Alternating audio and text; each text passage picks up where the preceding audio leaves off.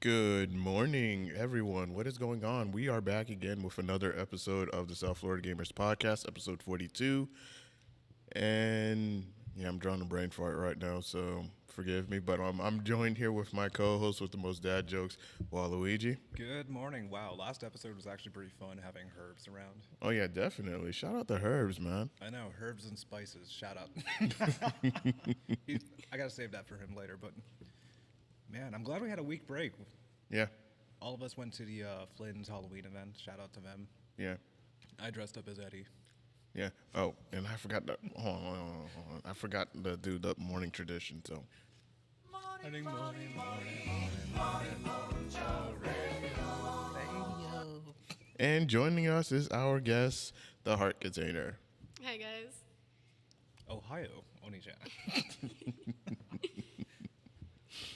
This episode of the podcast is going to be on SoundCloud, iTunes, Google Podcasts, Spotify, and Anchor for all our audio only listeners. And of course, the video playback will be available on YouTube, Facebook, and Twitch, where it is currently available. So, yeah, since we got that out the way, and of course, we already did the early recap already from previous episodes. So, might as well go ahead and get on right into it and talk about our guest today, the Heart Container. And of course, in our usual normal tradition, we always ask our guests their gaming origins, what got them into gaming. So we want to know your story from start to current. So the floor is yours.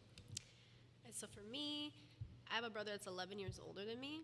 So I grew up with pretty much every game system that was out because he was obsessed. So I had the Game Boy Advance, I had the regular Game Boy, I had the N64, I had an Atari, I had Nice. a GameCube, I had the PlayStation, the PS2. So I grew up with oh sorry. Yeah. I grew up with all of that stuff. And for other people my age, they didn't get the chance to experience a lot of that, but I grew up with like all that stuff. So when I used to play games with my brother, we played a lot of RPGs specifically. I was really into from like a young age because I really liked the storyline. It helped me also learn to read a little bit. So it also helped in school. Games do help in school. Amen to Just that. saying. Yes. So we used to play a lot of Final Fantasy, Zelda, as you can see by my Zelda get up. A Like a lot of Zelda. Link to the Past we played a lot. Ocarina of Time. Majora's Mask is my all-time favorite one, which I watched my brother play a bit, but he was never able to beat it. But guess what? I beat it recently. Nice. Nice. Then we used to play a lot of Disgaea. A lot of people don't know Disgaea, but it's this JRPG that's fucking amazing. I really love that series. And there's like at least 6 of them right now, and that's a really good series to play. So I grew up playing all that stuff with my brother. We played Smash a lot, and like I got really into Smash with him to a point where we would have fights over who was the best Link and stuff like that. It was pretty Okay. even, but I'd say I'm better now. good. For the most part. And yeah, I basically grew up with all of that. By the time my brother like left home to do his own thing, I didn't get the chance to have many video games myself because I didn't have the money for that stuff. So the only things I got myself was like an Xbox 360, which was okay. I would have preferred a PlayStation, but Ouch. I'm definitely heartstrings team plucked. PlayStation. No, I'm kidding. Yo, Kingdom Hearts was also Kingdom Hearts was also a really big one that I used to watch my brother play a lot. We were really into like the storyline for Kingdom Hearts, and I loved that they had the Disney characters and everything. So I was really into watching him play that. And if I had to pick some favorite games growing up with, it was Kirby's Dream Land on the N64. Was one we played a lot, especially because it was multiplayer, so it was really great to play. We were never able to beat it to this day, so I really want to try to beat it one day. And a lot of Smash, which prepared me for Smash tournaments and stuff now, but I'm still not good enough. And a lot of underrated games that like we would play because we would try a bunch of random games. We would go to GameStop when it had like the cheap games and like the big boxes, and you could just get like 99-cent games and all these other games that like you just never get nowadays. Right. Man, I missed out. Walmart had that too. It was great. We used to go to Walmart all the time, or I think it was Walmart where they had like the gaming stations and stuff where you could practice playing. the games and stuff they had, and we would demo them. We used to do that all the time. That stuff was like the great. This generation just doesn't get to feel it as much. Oh, There's no. some of it in the game stops Nah. now, but It's barely there. yeah, it's not the same anymore. And the like cheap games that were there and stuff were great, especially the Game Boy games at the time. I was like a huge Fire Emblem fan, so I used to play the first Fire Emblem, and then Sacred Stones was like really big for me. Nice. Okay. Okay. I really love those RPG games. But yeah, some of the underrated games that we would play that I really liked was SLAI in the PS2. It was this robot fighting game, similar to like Gundam and stuff like that, but you would build your mechs, and there was like a storyline behind it, but it was actual, like it was just straight humans that were like fighting in a war, something like that. And it had like really great soundtrack for like rock fans and stuff. It had some really good stuff. Nice. Nice. And then another one was Time Splitters on the GameCube. Yeah, That Time I've heard of. 2. I heard of two. Time Yeah. Splitters 2 was amazing because it was a first person shooter. It had a great story. You could play up to 4 people, and you could play the story together. And you could make your own maps, and you could make your own levels, and you could do some crazy shit on that. It was super fun. Dope. That is. Oh my gosh. But yeah, that's some of the origins that I have from that. Okay. So what are you currently playing now? So now, like I was trying to tell you guys earlier, I started getting into Dark Souls pretty late, but I started playing between like last year and this year with my boyfriend and his sister, and we played the first Dark Souls. We beat it and had a lot of. I still haven't beaten Dark Souls 1. I never touched it yet. It's such a struggle, bro. But I don't think I'm we ready. beat it only because I had them. If it was just me, there's no way I could have done it on my own. Ah, gotcha. Yeah, I had to do it with them. We're also playing Dark Souls 2. We've made it all the way to. We just beat the pirate area. I think that's like just a quarter of the game, or maybe half. Yeah, you're still at. You're not even halfway done. Yeah. And then we're playing the third one as well with another friend. And for that one, we just beat the guy that you needed like that specific enchanted sword to like charge up and attack him with. Oh, Yorm the Giant Knight. Yeah, we just got there. So I think we're like more towards halfway on the third one instead of the second one. And we're trying to beat all of those so I can play Bloodborne and see the storyline for Bloodborne and then prepare myself for Elden Ring, which is going to be sick. You still have to go through Sekiro. Oh, and Sakura. Yeah. You Damn. gotta go through I'm Sekiro. gonna have to go through all of it. And that's what I wanted to try Sakura too. I had no idea it was also made by From Miyazaki. Software. Yep. And I was like, what? And I found out because I was interested in that game and I knew people that had gotten it. And I found that out and I was like, oh shit, I definitely need to get that game. Oh yeah. Like you definitely got.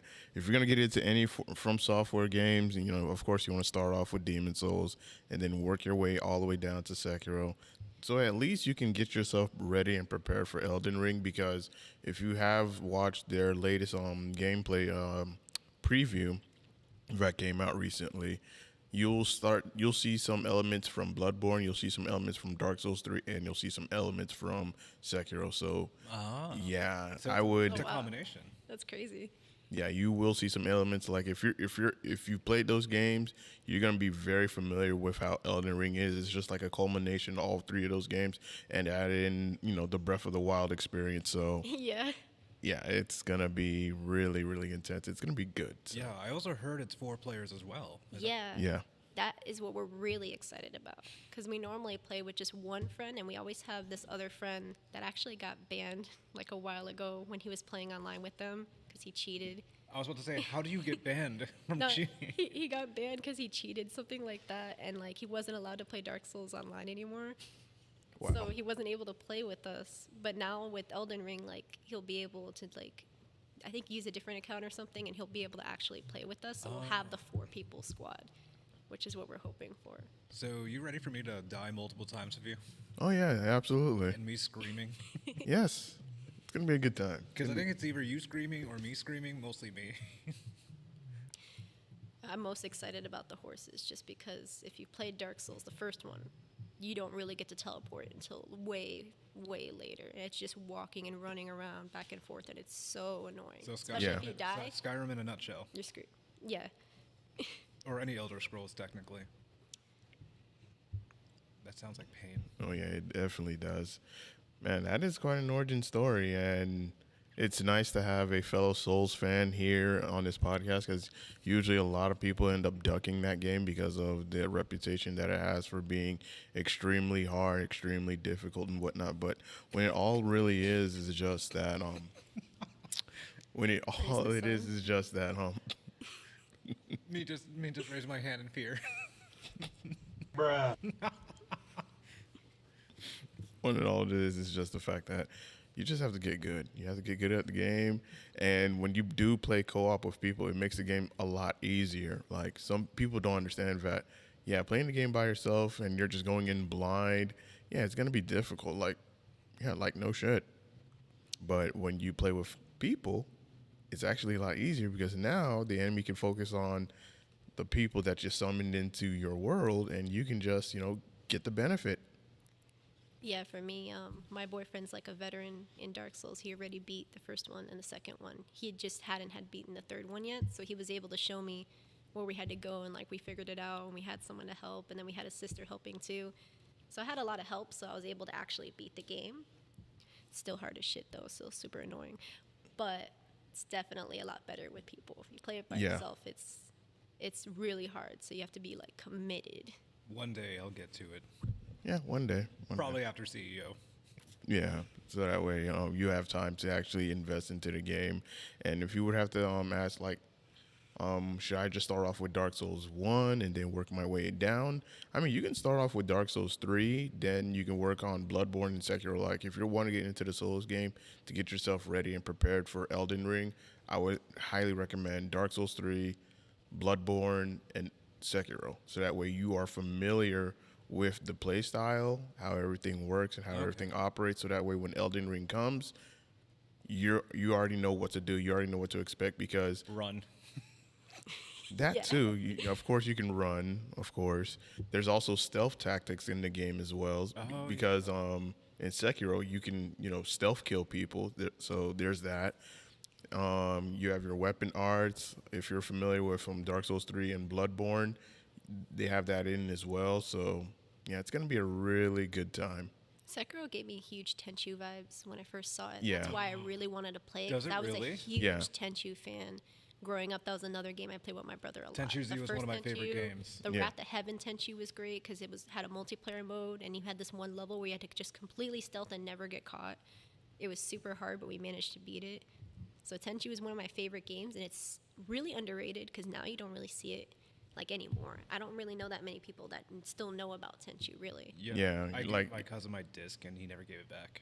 Yeah, like you'd have to be somewhere around my age or in your mid to late 20s to even know about Tenchu back in the PS2 days. Like that was a really underrated series, It was so good, bro. and it had multiplayer too, That is true. 2-player. Made my guy look like Kakashi without realizing it. All right, so now we'll get the segue into our next topic, and that is you explaining what the heart container is. So the Heart Container Cafe is a cafe idea that I have that I've been working on. At the moment, we do like catering services for big events like cons or the stuff that happens at Flint's Arcade with Eddie that I've done a lot for. Recently, I did an event in Sunrise for the Sunrise Civic Center Theater where they had a Hocus Pocus event, and we did a bunch of Halloween-themed treats and stuff for them. And we were basically like the only concession stand there. They had a concession stand on the side for like some popcorn and free water, but we were the only thing that had actual food, and we had boba tea and stuff too. So the idea for the cafe is I wanted to have something like I'm a huge like anime and gaming fan and stuff like that, and we go to these cons a lot. And most of the time, if you want to go to a con, it either costs a bunch of money or it's only once every other like so many months, and there's like no place to really hang out and do that kind of stuff. So I got the idea because I used to go to this place in Sunset Mall that was by my high school, South Miami, and it was called Tea and Poets. And they had this good hangout spot where you didn't really need money to hang out with your friends, and you could just chill there. And they had a bunch of board games and stuff for you to play. They had books for you to read if you wanted to, and they also happen to have tea and stuff that they sell. And they have like open mic nights and stuff. So my idea was a place where like younger people, even older people, could come and they could hang out and they could have board games and stuff. They could have like gaming tournaments and stuff where they could just play a bunch of video games, win some prizes, stuff like that. I thought would be super fun. And then I wanted a place where we could do the anime and cosplay stuff too. So I wanted people to be able to come in cosplay if they want. And I wanted the workers to either do like a maid cafe thing where they dress up as maids here and there, and then That'd sometimes be so cool. and then sometimes they wear like whatever cosplays they want to wear. So it'll just be this like fun, unique place where all the desserts and all the pastries and stuff I do are already video game inspired. Like for example, I have the Gata croissants. It's a croissant that has like a red stripe through the middle. Got a croissant? I Yeah. love that. I like these names. I'm interested in this idea. Yeah, it has a croissant that has like a stripe through the middle, it has cream cheese inside, and it has strawberry jam inside. So it has like Kratos' skin tone, Kratos' little red stripe and everything. It has like that little inspiration for it without, any copyright problems. I have like the All-Star cookie, which looks kind of like Kirby, but you can't necessarily say it's Kirby. It's just these colored cookies that have some eyes on them, and that's a very like a similar eye that's used in Bomberman and stuff like that. So Can I get a booyah? so you can't really say anything about them. So I have a bunch of stuff like that. All the drinks are based on like potions and stuff because like the theme for the Heart Container Cafe was like, like a heart container like with Zelda and stuff like that because Zelda's one of my favorite series. So I wanted to have like potions for people to drink. So eventually I plan on getting these little like potion bottles that look like the little light bulb thing. So that I could have these like colorful teas with like boba and stuff like that people have that looks like a potion. So you get all of that aesthetic for like gaming. You get to figure out the puns and stuff that are in there because I have some that are a little harder. Like I have an avocado toast where it's a bread with like the avocado like super green on the bottom and then like a really orange looking egg on top. And then it has like carrots on the side and it's called Akira's Brazilian Monster. Like, could you guys guess what character that is based on? Oh, Street Fighter, Blanco. Yeah. Yeah, exactly. So I have stuff like that where it's like a little subtle hint that you can try to figure out so it's fun for the more experienced gamers to try to figure out the harder ones. And then I have the very obvious ones that are kind of like the All-Star Cookie one. So I have stuff like that where it's a little fun little game in between. People get to eat some good like snacks and stuff. I also have some salty stuff. I started doing my empanadas, which are just HP up empanadas, but they're really good. That's what's up. I'm looking at your menu right now, actually, on Instagram. Yo, thank you.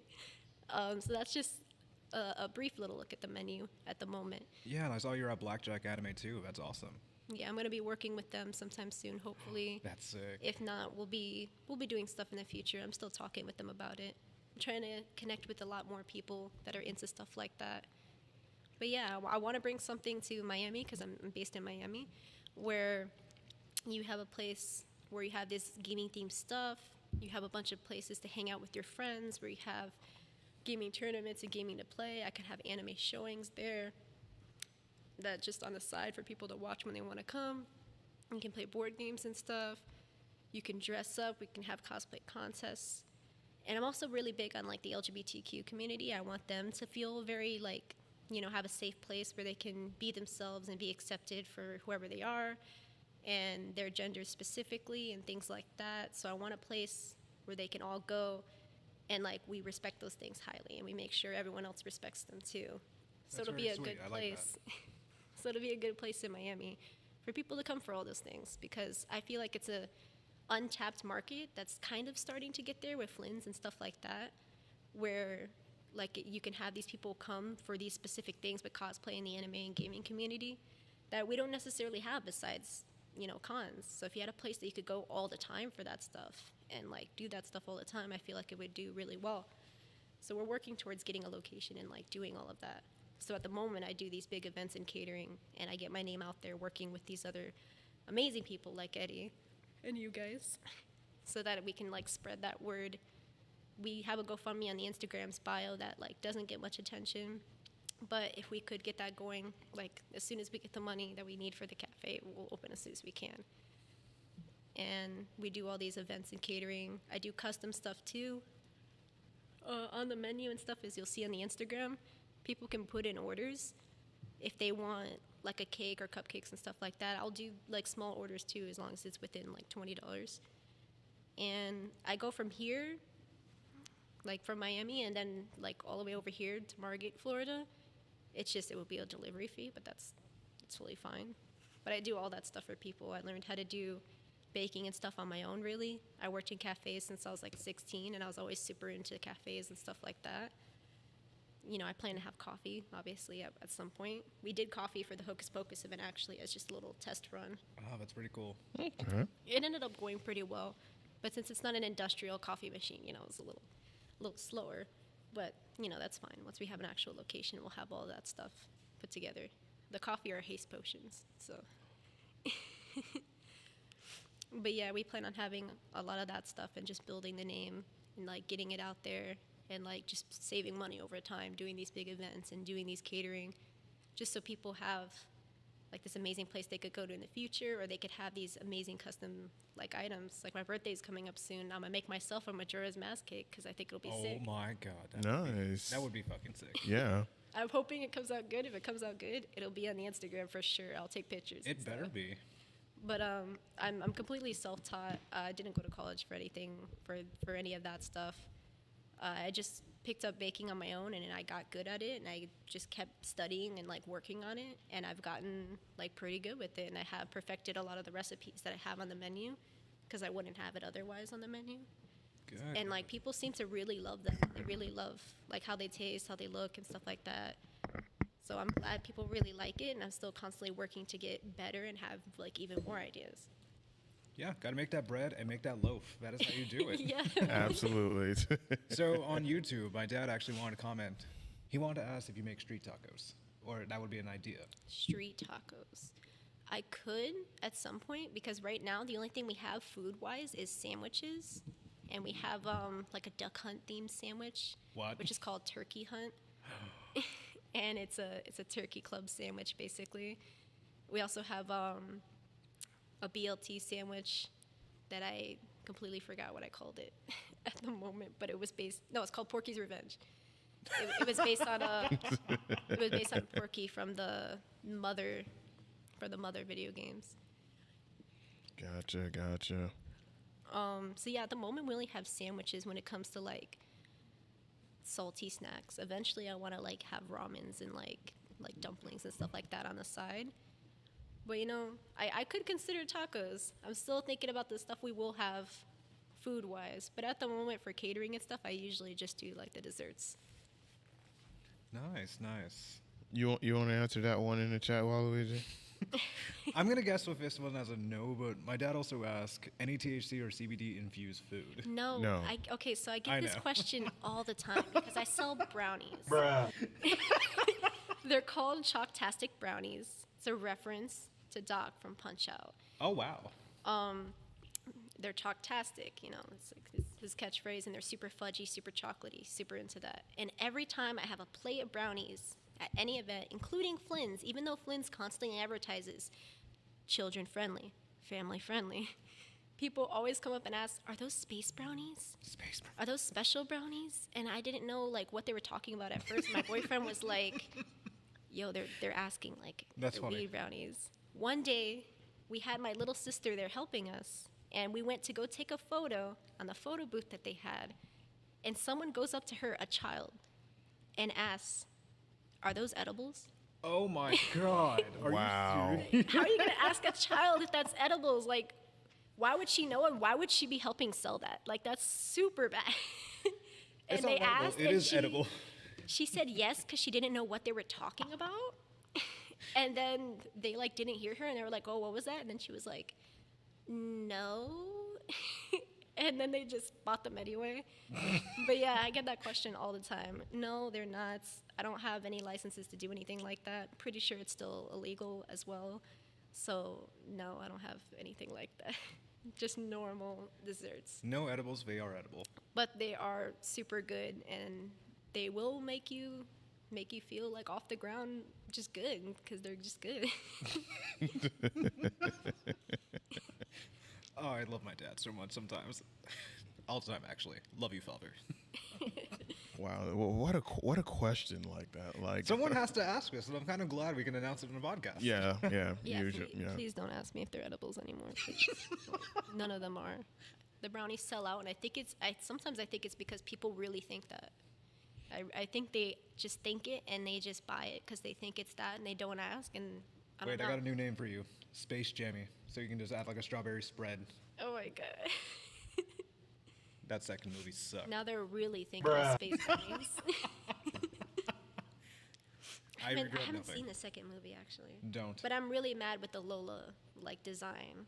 I mean, I get it that she was like, sexy before and like she shouldn't be. She's like a bunny and everything, but I don't know. I just feel like they made her also look like a child, but she's supposed to be an adult. I'm pretty sure at least. I think it's the origin of furries and such, for at least that day and age. Yeah. Am I wrong, Silverback? No. You are not wrong on that. You are definitely People wrong. can reflect on this later on, just to know I was right. Yeah. People were gonna be like, "Oh yeah, I saw Space Jam as a kid, so that's why I'm into furries." Or if you make Space Jammies. Oh, man. Well, it's great to hear all the stuff and the progress that you're making towards your goal on getting your cafe up and running. Hopefully in 2022 your goals are it happens, and yeah, can't wait to see what happens from there on. Oh yeah, for sure. When I have a grand opening, I'm gonna let you guys and everyone know, and Oh, hell everyone's yes. gonna come. It's gonna be just a sick cosplay party. Can I be a buff maid? Yeah, I definitely This plan on guy. having like male maids and dresses and stuff too, if they're down with that. I had to ask this before anybody else does. There's lines. Damn. There's Too lazy to people go waiting. online. He has another question, Waluigi. Did you ever think about doing a cooking podcast? No, I actually don't know how to set up a podcast, and this is my first time being on an official podcast. But I've never considered that. I considered a podcast with one of my friends just because we have a habit of talking for hours about things. One thing we talked about specifically about the cafe that I also want to change is you get a lot of problems when you're trying to find a job and you're like really young, like anywhere from 16 to early 20s. You can't get a job because they're like, oh, you need experience, but like I need the job to get experience. Even really low jobs like Starbucks, it's not much. Sometimes it's hard, and they just won't accept you. And I got lucky that I got like an early job when I was like 16, because I just kept going around this mall and asking like everybody, and there was this Nestle like cafe that like needed people, so they took me in. But if I didn't have that job at 16 and have that on my resume to be able to use for later, I don't know if as many people would have like actually hired me for jobs. And I think it's dumb because I know young people might not, know as much, or you think they don't care and stuff like that. But I think they all deserve a chance at least. So I'm going to change that. When I have the cafe, I'm going to let a lot of young people work there. I'm going to give them a chance. I'm going to teach them, they get the chance to learn, they get the training. If they don't do good, then, I'm sorry, you got to go. But That's actually good. That's wholesome. I Yeah. respect that. My yeah, heart. like Absolutely. if they don't do good, they go. But if they Yeah. do good and they take the effort and they try to learn, like I'm gonna give them a chance because they deserve to have a chance to work there. There's also a bunch of really dumb rules in a lot of corporate places and stuff like that. Like you can't have dyed hair like this. Like I dyed my hair red again, like several months ago, almost a year ago, and then I worked at a Publix cafe and they were like, you can't have that hair color. But you can have red if it's all of your hair and it's like darker and it looks more natural. And I was like, what? But It's stupid. Like you can't have specific hair colors and stuff like that. And that's the same as like judging someone based on their skin tone. Like you can't do that in jobs. So why does my hair matter? Especially when it's up and it's covered in a hairnet. Like nobody cares. I don't think it changes any level of professionalism. Like if you can do your job and you do it well, the way you look, shouldn't matter. So I'm also changing that in the cafe. I'm not going to have any specific like cafe uniform or anything except maybe like an apron or something with a name on it. I don't care if your hair is dyed or if you have like crazy makeup and stuff. As long as you don't like, scare anybody specifically, like it's fine. You shouldn't be judged for those things. You should be able to get those jobs regardless, and tattoos especially. I was Like, just about to ask that. yeah, tattoos especially. Like you could have a bunch of crazy full sleeve like tattoos. I don't care because you could still be a really cool, nice person, and like you just appreciate the art and you want to have the art on you for your own specific reasons. And I don't think that should stop you from having a job. I don't think it changes how professional you are in any way. And I feel like those rules need to be changed, and I hope they change, as the years progress and as like my generation and other people who are more woke about it, like I hope they all change it. But it's starting with my cafe. The second that place opens, I'm not going to be judging people on that kind of stuff. I respect the fuck out of that. Gotcha. All right, so we have a question from Facebook from Chris asking, "You sell mac and cheese?" That's amazing. No, I do not. No, she does not. Chris. I do all kinds of pastries. If you're interested in any kind of pastries, even the ones off menu, I can make. I make croissants. I make empanadas. I make a bunch of different cakes, a bunch of different cupcakes. I got a new idea for you. So if you have an orange croissant, you can just be like the god of croissant. Jimmy Neutron. Oh, no, stop. Bruh. I'm sorry, poor ass dad joke. The croissant joke doesn't stop. Nobody will leave Carl alone, man. You can't. Son. He is a god. Bro, why?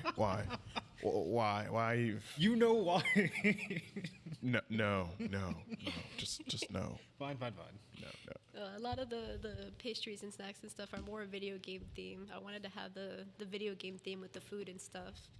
And then the anime and everything else will be in like the decor and like the anime showings and maybe some murals on the wall and stuff. Because I'm also an artist. I also draw and paint, and I have a lot of friends that do that stuff. So we're probably going to decorate the whole place ourselves, honestly.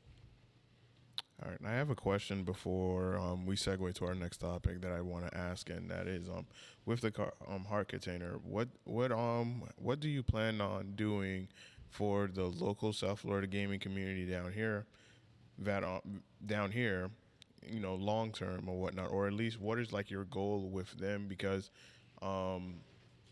as many people know, if you tune into this podcast, I am a tournament organizer here at the arcade, and I come across a lot of people that regularly come out to the arcade, and some of the occasions, sometimes you'll have some of the people who come out for the tournaments. Maybe they not buy some of the snacks or whatnot, or they'll bring their own food. So the question I want to ask is, what are you going to bring for them that's going to keep them invested in what you're doing long term, so that way they can keep coming back more and more and more? Because there are people, because you are going to have players where they may not like what you're selling. So, but if you end up giving them the space for them to, come and hang out, they may end up bringing other food or beverages outside to your place of business. Are you going to let that also be? Are you going to let them do that as well to your place of business? Of course, that's the second question, but it's just the first one is long term. What are you going to bring for them to keep them invested in what you are trying to offer to the community when you finally open up shop? Yeah, so for me, I don't really mind it that they're not, buying my things. It's more about the community, really. I wanted to have a place for like the community to come together and be able to do these things that they want to do. And, buying the stuff is a bonus to keep me open and stuff like that. But when it comes to them coming to game and bringing their own food and stuff, I don't really care if you bring your own food, just, not like a bunch of stuff they're passing out to everybody. But if you bring your own snacks or whatever, it's fine. You can still join the tournaments and things like that. There is a fee to join the tournaments. Most of the time, it'll probably go like directly to the winner. We might collect like a little bit for ourselves just for that. Or another option is I plan to have a few arcade machines as well, so that gamers can come and play like some of the machines, and that you do have to pay for. So either by coin or by some bracelet that Eddie does as well. We'll probably end up doing coins because it's in Miami and they do allow that there. So we'll probably end up doing the coins and make money on that for the people that want to come and do gaming. We're also going to have like other, big events and stuff that you'll either pay to enter or, pay to have these specific things that we end up doing. And that way we'll still be getting the money that we need to stay open for everybody, but it'll still be like great events and stuff that the community will love to come and join. And of course we'll have a few like free events, and you could come, to the place like for free just to hang out and play the board games and stuff, so that there is option for people who can't afford stuff either, because I want to keep that open as well. Gotcha. All right, so I also want to ask this question. Are you familiar with some of the other gaming venues down in Miami?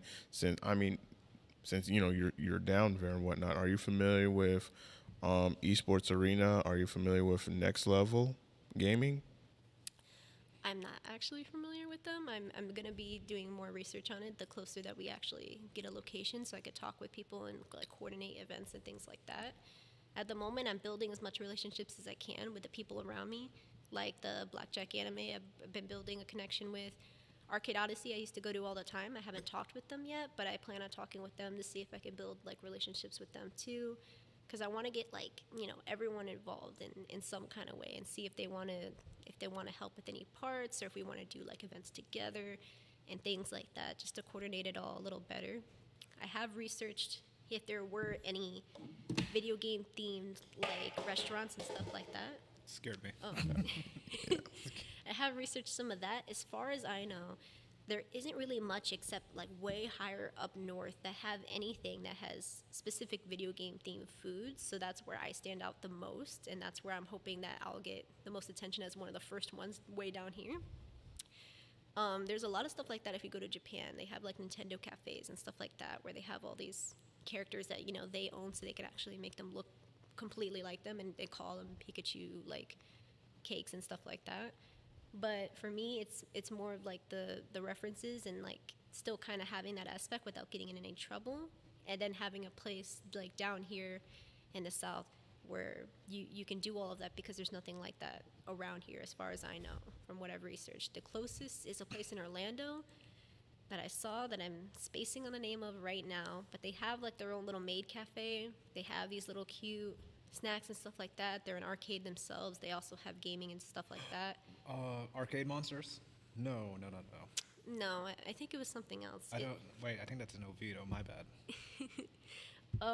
But ours is still a little different from theirs too. They have the maid cafe thing. We're not gonna fully have a maid cafe. We'll have them in outfits like that sometimes, and sometimes in like whatever other cosplays.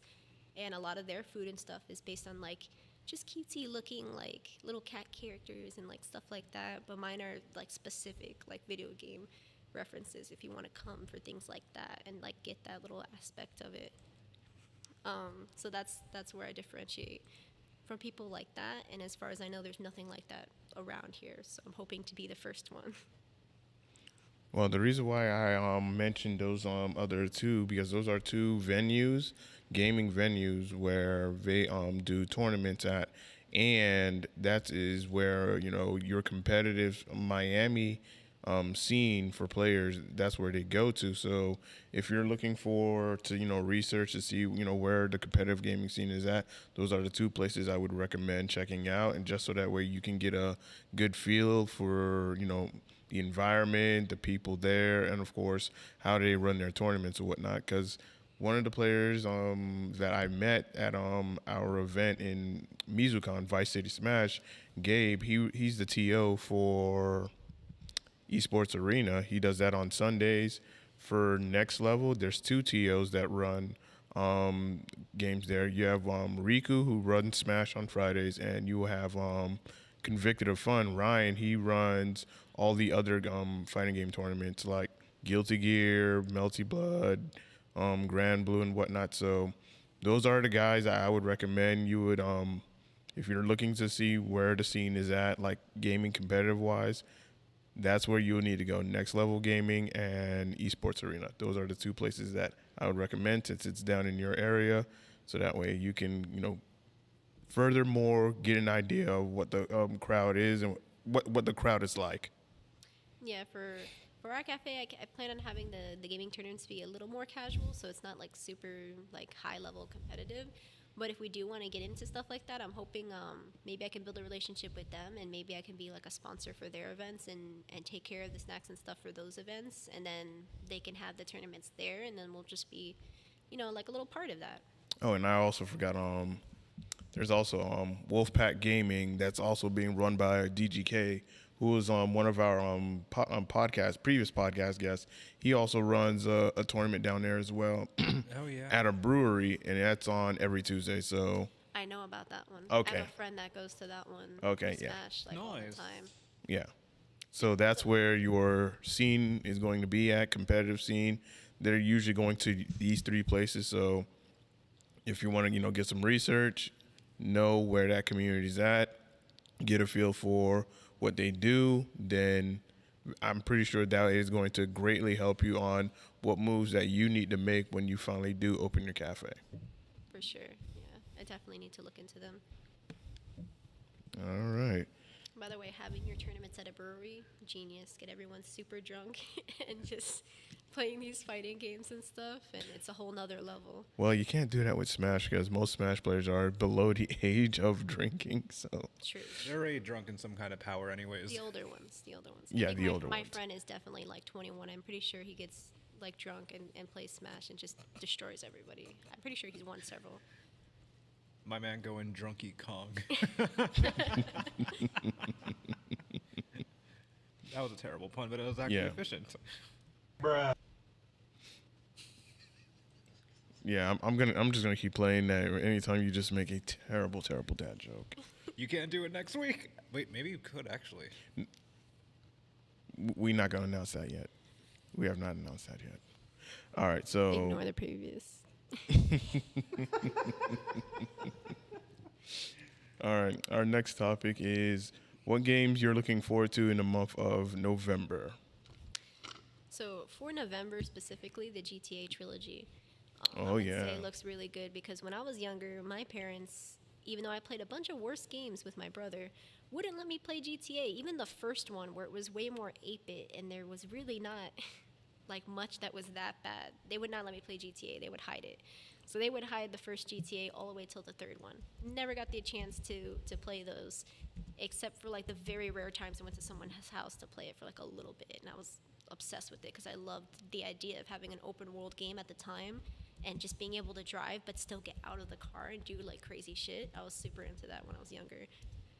So I never got the chance to actually play those. It wasn't until I was like 13 that my parents actually let me get GTA 4 because they were trying to get me 5. They didn't have 5, so I ended up getting 4, which was not that great. I found it kind of boring except for the Ballada Gay Tony, which was like the side disc. That one was really good for that part.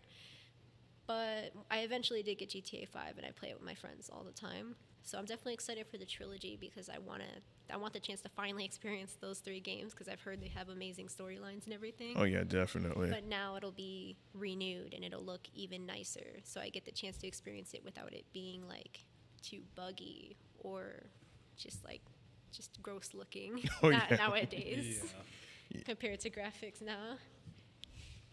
I ain't gonna lie though. I mean, I am looking forward to that game as well, and I'm looking forward to the Grand Theft Auto trilogy because I'm like, okay, they're gonna remaster the Grand Theft Auto 3. They're gonna remaster Vice City and San Andreas. I'm just like, what y'all gonna do? Like, just make it HD and whatnot because back then it was 4x3. Now you're gonna want to make it 16:9.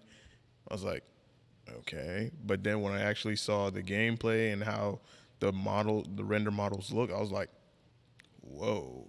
Yeah. Whoa, okay. I was like, okay, I see what y'all doing. I like this. I like this. I do have two issues. There's that one mission in Vice City with the little helicopter or whatnot. Please do not let it be a pain in the ass as it was back in the PS2 era. That sounds like it's going to.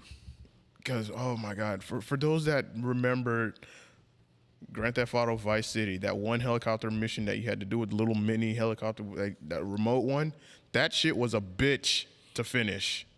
If you remember that, I know there's some people who played Vice City back in the day when they were young, like me. That mission was annoying as hell. So annoying. So I'm just hoping that is not annoying with this remake. I'm hoping it's not annoying. And the second thing, and I already know it's not going to be there for the new generation to experience, but for those that did experience it before Grand Theft Auto San Andreas, see, I knew Chris would know about that. I knew you knew about that. Everybody would. Man said, yo, fuck that mission. That helicopter like moving a boot in the mall, and then the hitbox was huge as a whale. I knew it. Yeah, now I'm excited to try it. Now I hope they don't fix it just so I can know what it feels like. Nah, get the PS2 version so that way you know what true suffering is. Is it worse than Dark Souls? I think anything. Yeah. I think that's probably worse than Dark Souls. Yeah. Oh. Yeah. I remember watching my cousins do this, and they were just getting pissed. And the other one is Grand Theft Auto San Andreas. I already know that they're not going to add the. I mean, they are going to add it, but they're going to remove certain parts of the hot coffee side. The mini game, the side game or whatnot. I know they're going to remove that because there was some. I'm laughing at the Chris comment. Yeah. For those that remember Grand Theft Auto San Andreas, when they had the hot coffee game or whatnot, where you can, But Yeah. could that ever be anything worse than Saints Row ever did with a full ass dildo bat and like some of the other crazy shit No. that they had? no, this one was way Yeah. out of line because This was ahead of its time of being out of line. yeah, this was like way like Rockstar. like Rockstar really took it to a whole new level to the point where it really got the government involved. Yeah. Oh Yeah. my god, Yeah. I'm missing out, bro. And then Rockstar had to make another version of Grand Theft Auto San Andreas, removing that part of the game out of the game. So if you had the original PS2 Grand Theft Auto San Andreas disc, you were able to play that indefinitely, where there was real sexual action going on, like literally going on, and they had to remove that. Oh yeah. I'm gonna look that up later. Yeah, that reminds me because you said Rockstar, and I just remembered. Like, did you guys ever play Bully? Yes. Bully was the fucking best. I feel like it's so underrated. Like, Yeah, they did the remastered for I think the Xbox 360 as well, which I eventually played. But they wouldn't want to remaster And it it was again. it was so good, and I heard they were making a second one, or they were going to, but I don't think it ever actually happened. But Bully was also super underrated. It was Yeah, really Bully good. was so underrated. Like that was the game to go to. I played that one with my brother a lot too when I was really too young and shouldn't be. But it was also really great, and it had a completely like different aspect with GTA when you got to go to the school and like do these pranks and like get this rep and all this other stuff, and it was really interesting. The only thing I hated was fucking using a bike all the time instead of a car, and like you got the moped eventually, but still. Yeah, still. But all the mini games and stuff they have with the classes and the stupid lawnmower fucking like work that you had to do for people was so annoying. But it was also pretty fun. I felt like that was a good aspect that they should have, continued with, because besides GTA and all the, crazy like adult shit you do in GTA and all the murder and stuff, Bully had a whole nother just good part to it, because you weren't really murdering people, you're just beating the shit out of them. I think a few people died, but it wasn't as crazy, and the story was just really interesting to see it from like a school level of like doing all this crazy shit and getting all the chicks, of course. I'm reading the chat, and Chris says he wants Manhunt 3. Bro, I don't think people are ready for Manhunt. No. No. I was about to say a controversial thing, but no. We are not talking about Manhunt. Manhunt was, especially Manhunt 2, that you want to talk about being traumatized as a kid. I mean, that game. I watched gameplay on YouTube before I got banned. Yeah, that game. That is nightmare fuel. Yeah. I don't think I know about that series. Good. That's all I'm gonna say. Good. Like, we have to be cultured to know about that.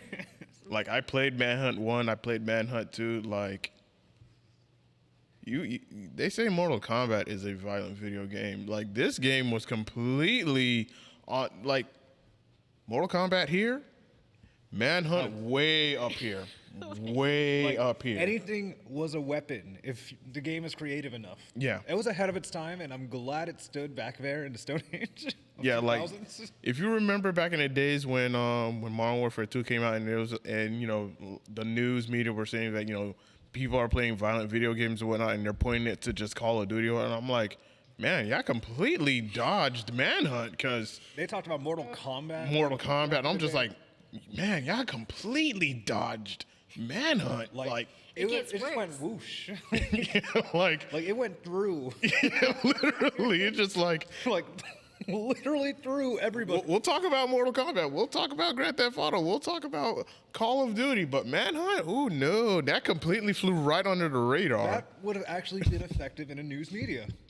Yeah. They really ducked a good opportunity. Yeah. I find it funny that they were focusing on things like Call of Duty, and they're like, "Oh, that's so violent, blah blah." And parents are saying that my dad was the only person that was like, the only game I like playing is Call of Duty, because he liked playing war games, because that was the only shit he was into. He wasn't good at any other video games, didn't mess with anything else. And my dad is like almost 60 now. He's pretty old, and like he would play Call of Duty, and Medal of Honor was also really great. Yeah. A little underrated. Yeah, my grandpa loved that game. And like these adults love playing the war games, and like the other adults are like, it's violence for the kids. But I feel like more adults played like COD for the story. At least they were playing COD, and they were super into it. So it worked out for everybody. Now, if you're trying to look up for Manhunt 2, I mean, it's very, very, very scarce to find one out in the wild or whatnot. Usually you may be lucky if you go to a con and you find like a vendor that is like selling like a whole bunch of, old school games or whatnot. That could be your best bet, but Thrift stores. That could happen December 4th at Flynn's, because he's doing the trading and barter thing. Somebody might have Manhunt. What are the odds? If you're looking to go through that. I'm gonna say a 1 in. I don't know how many vendors. I may check out way back when, because I know that they do a lot of they have a bunch of throwback games as well. So I may check with them to see maybe if I can get that. I'm gonna say a 1 it in on stream. 35 chance. Yeah. A 1 in 35 chance of Manhunt appearing in the wilds of Flynn's. And yeah, Medal of Honor reboot was underrated. Yeah. Yeah, I think it was super underrated. I used to play the Medal of Honor games a lot, mainly just because of my dad, because I was never really into first-person shooters as much. But Medal of Honor had a good story, and it was just super fun to play, like the Medal of Honor games. Like I was more into them than the early COD games. I didn't get into COD until like the whole zombie stuff with Black Ops. Like zombies is what really got me into COD, and I felt like Medal of Honor was more fun before that. And now like, you just don't see Medal of Honor. Yeah. No, you don't. No. But man, we completely went off a whole completely. We were talking What about was the subject? games. November. Games Yeah, in November. November. Right? It was a Grand Theft Auto. We were talking about Grand Theft Auto. So, to finish off with that, I am excited for it. I will be getting it, and I'm also looking forward to Battlefield 2042. I'm looking forward to that as well. I have some friends that are gonna lock themselves in just to play that, like right before my birthday. Silverback is one of those people. Yeah, yeah, literally. I never got into the Battlefield games. I never did either. He's I like, I trigger this man every get podcast. off my stream. I trigger this man every podcast. Get off my stream, and you're fired. I am concerned. You always are concerned. Never got into Halo either. Everyone's gonna hate me now. Oh man, I'm looking at games that are coming out. Oh yeah, Halo is coming out. Yeah. But besides the GTA trilogy, I'm really excited for Elden Ring. That's not November, but that's the one I'm most excited about, just for that open world Dark Souls, just to play with 4 people instead of like just the 2. Hopefully, we won't get raided like so bad, but we probably will. And then just having like the horse and making it easier to travel and things like that, like it just seems like it's gonna be sick. I'm really excited for that. Because I'm looking online right now to see all the games that are coming out in November. Does anyone care about the Elder Scrolls V Skyrim Anniversary We called Edition? it. We fucking called it like almost a year ago. We talked about games that might be remastered, and Skyrim and GTA are always the same too. Yeah, I was gonna mention that when we were talking about GTA, bro. You know what my issue is with the GTA trilogy? They're making the GTA trilogy remake. They're constantly adding things to GTA 5. Where the fuck is GTA 6? We've been on this for like a year now. Where is it, bro? They have the assets. They literally have so much of GTA 5 they can use to make a whole new game for 6 and do a new story. They could use so much of that to make 6, and it won't be as hard. And it could be sick. And honestly, I think they should put it in Miami, because that would be pretty sick. But but I still think it'll be like a really sick game, and they could go way further with like the things they're doing. Like they added a casino to GTA, and they added like all this other crazy shit that they're constantly adding. Like they added a whole nother separate island for this one heist that you can do. You can add that whole separate island with these people and this other storyline, and you can't make a fucking 6 game and just use the assets from GTA 5. Pull a Majora's Mask, bro. Just do what you did in Ocarina. Just take the assets. They've been Make a milking whole the new same game, game for and- like the past 8 years. Yes, Jesus Christ. and like look how good Majora's Mask ended up being. They used the assets from Ocarina. They changed some things. They added the mask. They used the same exact characters, and yet Majora's Mask is extremely popular and extremely loved. GTA could do the same shit. It's not that hard. Like, just get the 6 game. We don't want all of these remasters. So I'm looking at games that seem really irrelevant, and they're making Cricket 22. They're making a cricket game. No. Who the fuck cares besides the British? Pokemon Brilliant Diamond and Oh, Shining yeah. Pearl is coming out on November 19th for the Switch. Star Wars Knights of the Old Republic is coming on Switch November 11th. Did you guys ever play the original Star Wars Battlefronts? I Yes. played those with my brother too. Those were so much fun. When they did the more recent one online, it was kind of trash. But the original ones were just so much fun, being able to go between the different classes. My favorite was like the little like rolling robots and stuff. Sorry, I don't know Star Wars that well. And like going to the Oh, I Hoth call 'em planet and roly-polies. actually like taking down the legs of the fucking big machines on the Hoth planet. Oh, the AT-AT. Like you actually got to do that in the game, and it was so much fun. And just constantly killing each other and stuff, it was always entertaining. It was always so much fun. The original Battlefronts were great. Oh yeah, Call of Duty Vanguard, November 5th. Yeah, it came out. I don't care for it. Mobile Suit Gundam Battle Operation Code Fairy Volume 1. Wow, that's a mouthful. I heard there's a new zombies in the Vanguard, which might be interesting, but Prison I feel like Simulator. there's too many CODs. What? There's a prison simulator. What? I don't know, man. Like, what are you, an inmate, an officer, the cafeteria lady? I don't want to know. No comment. Disney Classic Collection. That just sounds like a piece of shit, honestly. You're just playing classic games like Aladdin, Lion King, but just recolored and pixelated. Final Fantasy V. It's weak lately. There's Final Fantasy 14, Oh, Endwalker. Oh, that's just another expansion at this point. Yeah. You know, they're also doing a remake for Final Fantasy. I think it's 8 or 9, the one with Vivi. Oh. They're doing I think a that's remake. 8. I think that's 8, right? Yeah, I think They're, that's they're 8. doing a remake on that one too, and I'm really excited for that one because the one with Cloud was one of my favorites as a kid too. So I was glad to get into that remake, which I still have yet to beat because I was never able to beat it as a kid.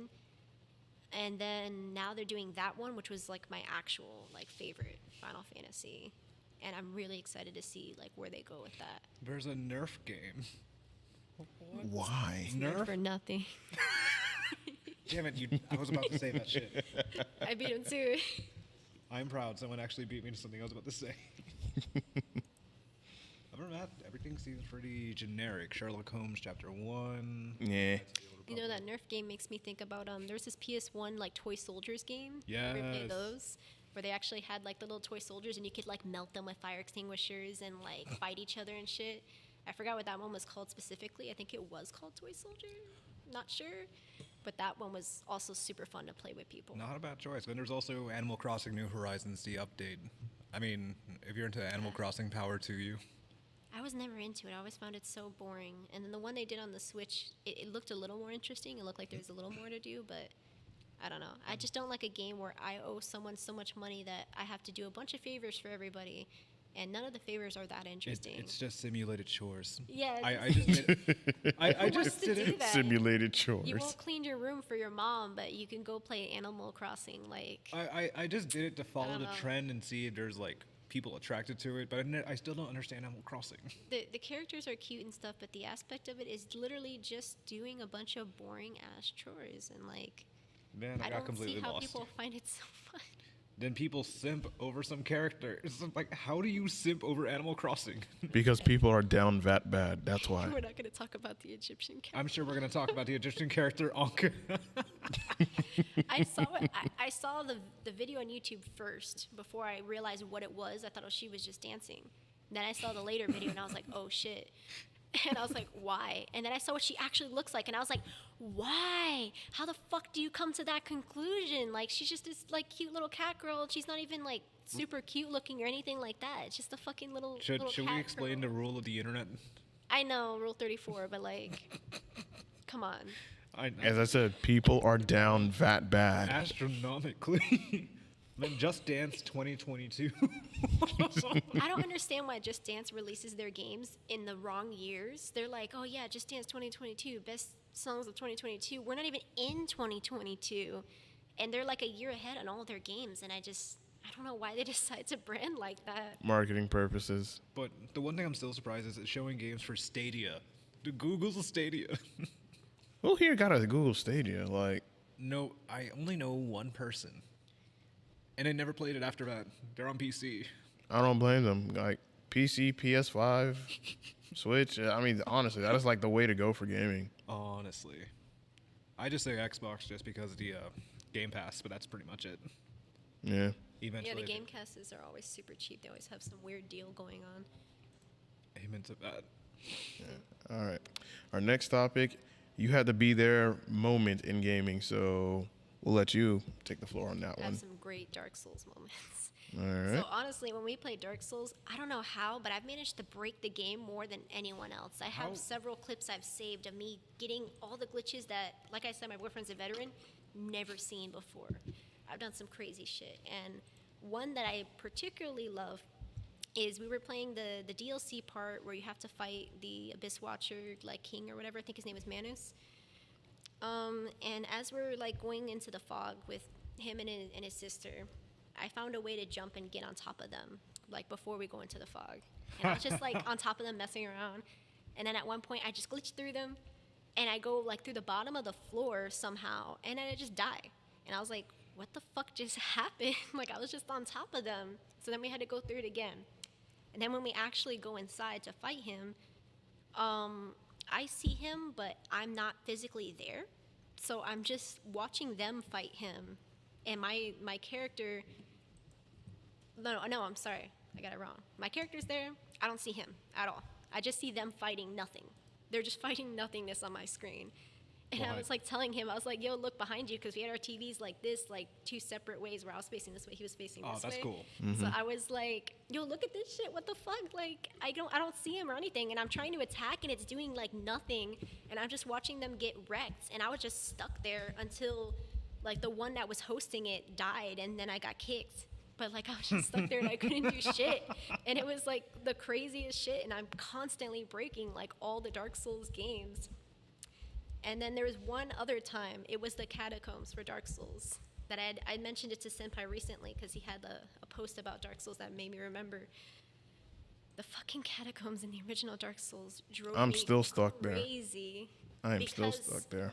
So we went through all this struggle in the catacombs. It was so hard. It felt like we weren't the right level or something because we were getting like annihilated. And I especially hate the cartwheel ones that like have the wheel and like spin and get on you. Like we couldn't get past that part for so long. And I was getting like the most gamer rage I've ever gotten for any fucking game. And I get pissed with like fighting games and other games because I get super competitive. But this was like a whole nother level of rage. Like I was losing my actual fucking mind. I was like screaming. And we were stuck there for so long, and they were losing it too, because we were just stuck there for so long, and he's beaten it before, and he didn't remember it being that hard. And as we continued, we eventually got to where the fucking, slight spoiler, like the guy tries to push you down and all that other bullshit. Fuck that guy, by the way. And then you... Patches. Yeah, Patches, fuck that guy. And then as you continue, there's like these little skeleton dogs and shit that are like really big, do a lot of damage. We were also struggling through that, and it took us forever to get through it. Oh, God. And after several I'm still attempts stuck there, so and, I know like, I know what you're talking about. and like dead ass crying rage, we finally get to like the door we need to go to so that we can continue and get to the boss, and it's closed, and we couldn't find a way to open it. And we're like, why the fuck is it closed? And we, after doing a bunch of research, we found out we weren't supposed to be there yet. We were supposed to be somewhere else to open something that would open that door later. So the reason it was all so hard like that was because we were way too low of a level to even be in that area. So we did all of that work and finally pushed through after all this rage and bullshit just for us to be like, nah, fuck you. And we couldn't continue. We had to leave. Holy shit. On top of that, all we had was the stone that would like send you back to your last bonfire. And that was like where Patches was basically. So we still had to walk all the way back just to get the fuck out to go to the next area. It was insane because you couldn't teleport yet. And it was ridiculous, and that's why Dark Souls 1 is such a pain in the ass. It is. It really is. Y'all giving me fear. Honestly, like, you have to play the first one. He was saying, like, you know, do the third one and everything to get the feel for it if you want to get into Elden Ring and stuff like that. But if you really want to know what it's like to rage and be involved in Dark Souls, you have to play the first one. The mechanics were different. You couldn't teleport till super late in the game. Yep. Like, you had to go back and forth yourself and constantly die and try to get there and lose your souls and all this other shit. Like, it was such a pain in the ass. But it's so fun when you actually get past it. The only thing is the boss at the very end of the game, like the king, is just super underwhelming. Like, we beat him like first try. He wasn't that hard at all compared to all the other people. I highly think Miyazaki was like giving us a bone at the end of the game, but I feel like he could have been harder. But besides that, you know, Dark Souls 2 and 3, the mechanics start to change. I honestly like the mechanics of Dark Souls 1 more, and Dark Souls 2, everyone says is terrible because the mechanics and stuff are that. Yeah. I've been going through it, and I'm like, ugh. But, I mean, the story and stuff is great, and it's still fun. Absolutely. But, yeah, that's you had to be there for that shit moment. I get those glitches all the time, bro. Blighttown. Oh my God. Yeah. I'm so unseasoned that it's throwing me off. She know what it is. I think I know where he's talking about. That. Yeah, that place was a bitch. Yeah, it really is. Like, you want to talk about pain and suffering. Like, Blighttown is pain and suffering all together. And then, of course, the glitches that, oh, my God. Like, it's like once you're done with that place, you're just like, I never want to come back to this place ever again. Mm-hmm. Like, no. That's how I felt about the catacombs. I refused to look at it most of the time. There was, like a kind of catacombs-ish thing in, like, Dark Souls 3. And I was like, oh my God, are we going to go through another fucking catacombs? I'm going to kill myself. I'd rather go through the catacombs in Dark Souls 3 than the one that I'm currently stuck in Dark Souls 1. Luckily, it hasn't been as bad. Yeah. But holy shit, the first one. Good luck if you get to the catacombs. Yeah, good luck. You're going to need it. You're going to make like, me wish good luck to get the game. Like, if, oh, damn it. Listen, if it's your first playthrough and you're doing a blind playthrough, I will not get mad at you. I will not belittle you if you use a guide or YouTube video to try to get through that place. I don't blame you. I don't blame you because that shit will get you completely frustrated, and you just be like, "Yo, fuck this." Because that's what I did. Like I always go like every Dark Souls playthrough I go through, I do a blind playthrough so that way I can figure it out. I'm at the point where I was like, you know what? Fuck this. I'm doing a blind playthrough. I don't care. I just want to get through this part. This shit is annoying. I had 2 people helping me, and one was a veteran. And we were stuck in the catacombs for so long, and it was still the highest level of rage that any of us have had in a fucking while. Even with 2 people. You do that shit by yourself, I commend you, bro. Like, it's terrible. It's really bad. Yeah. While Luigi's looking at us like, I don't want to experience this pain that y'all went through. I'm going to go through it. So, as a fellow member of being the unseasoned person in Dark Souls, how deep is the lore? So the lore took me a while to figure out. My boyfriend kept telling me you basically have to read all the items you get to actually understand the lore. And I never really fully read all of them. But he told me most of the lore, and we looked at some videos. We're still going to look at videos explaining the whole thing. Couple goals. The only thing I really understood about the lore was the whole thing with the princess, which we all love for very obvious reasons. Don't make me look this up right now. I am looking this up right now. Chest ahead.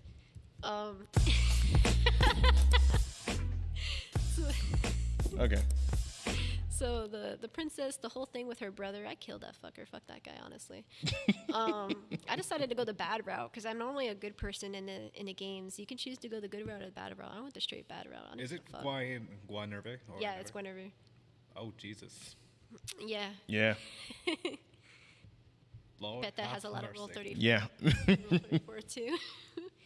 So I understood like what was going on with her, and I guess she like fucked a dragon or some shit. I don't know. Something happened with that, and I understood a good amount of that. I still need to look at the rest of the story, but yeah, you really have to read the items to fully get the idea of the story. The only stories I was really interested in was Solaire because I fucking love Solaire, and the Onion Knight because I love the Onion Knight too. They're Sorry, I was probably my distracted with the favorite- princess. What? They're probably my favorite. You know I never lie in a podcast. Damn. But yeah, Solaire's story really fucking sad. Like he was just trying to get his son for the most of the time. He went all the way to hell basically to try and get his son. Was he like a Doom guy? No, he was the guy that I cosplayed. Oh Yeah, yeah. yeah. No, I'm like his like story. Like, would he just fight the demons until he gets to what he wants? Okay. But as far as I know, he never gets his son. And I think he dies. That's so sad. Don't fully remember, but I know he never gets his son for sure. Oh man, that Onion Knight is dripping. And I love Onion Knight, bro. I love getting his outfit and everything. I actually made a Dark Souls What you think cake. about Silverback? No, that's his That's his little catchphrase. He yeah. just goes, Oh. I'm such an idiot. I actually made a Dark Souls cake for my boyfriend's birthday last year, and it was like a whole ashy looking cake with a bonfire, and I did fondant Onion Knight. It's actually on the Instagram. That was my first time working with fondant, so it's not like perfect, but he was there with like a little chest and like a little glass bonfire, and I thought it was pretty sick, and he loved it because the Onion Knight's just so memeable, just such a lovable guy. All right. I have a lot to catch up on. Do you have you had to be there moment in gaming while we do or no? Yes, I do. Dead by Daylight. Dead Speak by on it. Daylight, such a fun game. So I am a menace in Dead by Daylight, to a point to where I play Michael Myers. I don't know if you know much about the game or the. I've played the game several times. I don't know what characters are specifically like toxic or anything like that. Oh, but everyone's toxic. I've definitely played the game a bunch. Survivors and killers are toxic, but I've only been a killer like a few times, and I don't even remember who I played as, honestly. so I screen recorded this moment out of sheer boredom. But so Michael Myers has an add-on where you can kill survivors when they're healthy or they're dying. If you've seen the Halloween movies, he just stabs everybody. So I had this add-on called Judith's Tombstone, which is basically allowing me to kill people. So I hook somebody, which is like their way of like, you can only hook someone 3 times just to kill them, or having that tombstone, kill them once. So I hooked somebody, and then I found somebody behind me without even noticing, stab somebody, go to another person, stab somebody, then the third person I killed let the other one go. I felt so bad that I let this person live. And I'm just like moving my controller up and down to allowing them to let them live. Then I did the same thing to somebody that was playing as Leon Kennedy. Yeah, because they had the Resident Evil expansion. Yeah, I seen some like clips and some photos of it on Twitter. Also, for those who play Dead by Daylight, November 17th is the day that the license for Stranger Things expires, so you won't be able to buy Steve Harrington, Nancy Wheeler, and the Demigorgon. Ooh. Bro, we love the Demigorgon. We meme about him all the time because when you have the opening screen and you play as the Demigorgon, he has this little face that like does this little like Yes. he does this little thing. Yes. So we He's added like that chef kiss. sound effect. So like we made a video like where he's there and my boyfriend was like, "Oh, you know what's the best thing about this character?" And I was like, "What?" And he just goes and just like does a little sound effect for his little mouth because it just looks so funny and we meme on him all the time. He actually Oh my looks gosh. cute if you ask me. He doesn't really look What? that scary. I don't know. He has this weird cuteness to him. I if mean, his I'm mouth very, is, like, I'm very more closed. uncultured in Stranger Things. That's like one of the series I need to Same watch. here. I haven't seen it either, honestly. The Halloween. Demigorgon. I got the into Halloween game, because at I want least. to learn about Michael Myers. Yeah. It's complicated as fuck. I think I did play Michael Myers actually. Now that I think about it, that was the guy I was playing as. Dear Lord, I gotta get you into it. If I have the time for it. Or the mentality.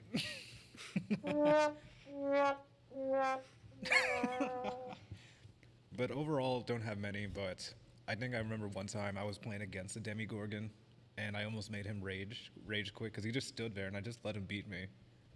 And I love my catchphrase for Dead by Daylight. When I'm dodging somebody from attacking me, I just say, call the NBA because I'm ballin'. Because I'm just like juking a poor player. Oh my god, no. But that's you've got to be your moment. All right, mine's is gonna be a real throwback one. This has to be one of the early days of the FGC or I would say the infancy stages of the FGC before the FGC became a thing, before the internet became a thing. And on my Twitter, I posted, I reposted, retweeted, and quote tweeted that it was the anniversary of Mortal Kombat 3 Ultimate. And I put on my Twitter that I used to get into a lot of fist fights with that game because of, one, the way how I played, and two, the amount of shit talking that I would do in that game. Like, I would get into, like, serious fist fights with people and whatnot. Oh my god. Yeah, because, man, was that game... It was like a new breath of fresh air for Mortal Kombat. Now there's more characters. The game is a little bit more faster pace, and like, man, when I say people, I got some people mad. People got me mad to the point where we're throwing hands. Like it was like that. Like, you want to talk about how savage the FGC was? The infancy stages before the internet even came a thing, where you had to humble yourself if you was gonna talk shit to anybody, because you never know if that person will just stop mid set or after the set and just knock you the hell out. Like, I've gotten punched in the face a couple of times. I've slapped some people a couple of times and whatnot. Like, that game caused violence for certain people and whatnot, especially growing up. And good thing now, fast forward now, we're not doing that. We're not tolerating that and whatnot. Damn. Yes. Yes. Wait, I kind of want to say the voice. Round one, fight. You think you can beat me, bro? But you can't beat me IRL. Just knock him the fuck out, then he can't play in the tournament. You win. Yeah, like, man, like the early days, it was rough. Like playing fighters with people, especially like when you're close to them, whether you're on the arcade cabinet or you're playing either the Super Nintendo or the Sega Genesis, it was rough. It was savage back then. Like, and it's a humbling experience. That's what I'm gonna say. It's a humbling experience.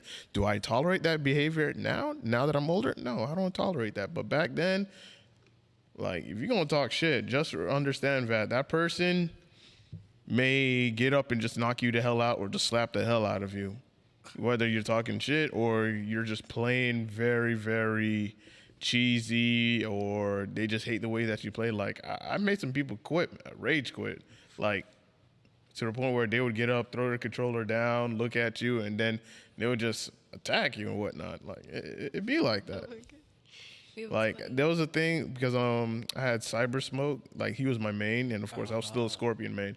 So, you have, if you played any of the older Mortal Kombat, especially 3, with Liu Kang, you can, spam fireballs from a distance, and then of course the flying kick, and if you hold high kick for 5 seconds and you let it go, you'll do the bicycle kick or whatnot. I had Cyber Smoke. I just kept teleporting on people. I would go invisible, run up on them, grab them, and you'll just see their bodies just getting thrown down from left and right until it was like game. Like, I hate that shit. bro, I made people hate me in that game. Remember Jackie Briggs with full auto? That was painful. I mean, I had Ermac, so I didn't have to worry about that. It was Devora. Yeah. Like, if you're playing against someone that's a zoner, just get someone that teleports. Easy. Oh, Easy. I just used Devora with her poison variation because I will chip damage. Yeah. But yeah, like Mortal Kombat 3 Ultimate back in the days, man, you had to be there because, boy, some good times. It really builds character. That's all I got to say. It really builds some character. God. And just, it humbles you. So for those that are younger, good thing y'all don't have to experience that. That's all I can say, because now we have the internet. You can play online against people, whatnot. Good thing you had to experience that. Even though it should humble the fuck out of a lot of people that definitely need it in the FGC community currently now, but Till they find your IP address and still fuck you up anyway. Yeah. Yeah, literally. So, I mean, that's my moment in gaming. Like, you had to be there. You had to be there. I find it funny that you said you don't tolerate that now, because I can imagine something like that happening at Flynn's if someone like just punched somebody at a rage for a game. Oh, no, we would have to ban them. I could see you looking at them and just reminiscing, being like, my youth, The good and old then days. kick Yeah. them out. The good old days. Oh, yeah. Bro, another thing about Mortal Kombat is, you know how confusing it was as like a little kid in arcades with Killer Instinct? Yeah, that was my go-to game as well. Killer Instinct I never played was it. Mortal Kombat. I thought they were the same thing because they were like so similar. Yeah. But honestly, Killer Instinct was fucking sick. Like, Yeah, had some it really was. cool shit, and The it's designs also were so underrated. cool. Like, I feel like they should have more Killer Instinct as well, but they just stopped it because I guess it was a little too similar to Mortal Kombat. But I think it was I think it had to do with like licensing and of course developers whatnot, because Killer Instinct is from Rare, and Rare was at the time with Nintendo, and yeah, Nintendo wouldn't have that shit. yeah, nah. Until I think Microsoft ended up buying Rare, and then they brought back Killer Instinct for the Xbox One generation, and it was alright. It was just like I think There that wasn't much to talk about. was that. It wasn't really much to talk about. Yeah, it wasn't much to talk about because there were other games that just kind of like overshadowed it. But one of the main aspects that Killer Instinct had back in the day that other games like Mortal Kombat started to take advantage of was the combo breaker. Like, the combo breaker came from Killer Instinct, and Mortal Kombat added that. Breaker. Yeah, literally. Ultra That shit combo. that shit was sick. I feel like it's so underrated, and I ended up knowing people in high school who like had the emulator for it because they would play it because it was such a good game. Yeah. Honestly. It was fucking great. Like Killer Instinct 1 for the Super Nintendo and Killer Instinct Gold for the N64. That was peak The N64. Killer Instinct. Yeah, that's the peak. one I had. That's when it was at its highest. And then with the new reboot, it was just like, nah, I think that fire's gone. Like, it had like if Killer Instinct still continue with the GameCube, with the Wii, then the Wii U and whatnot.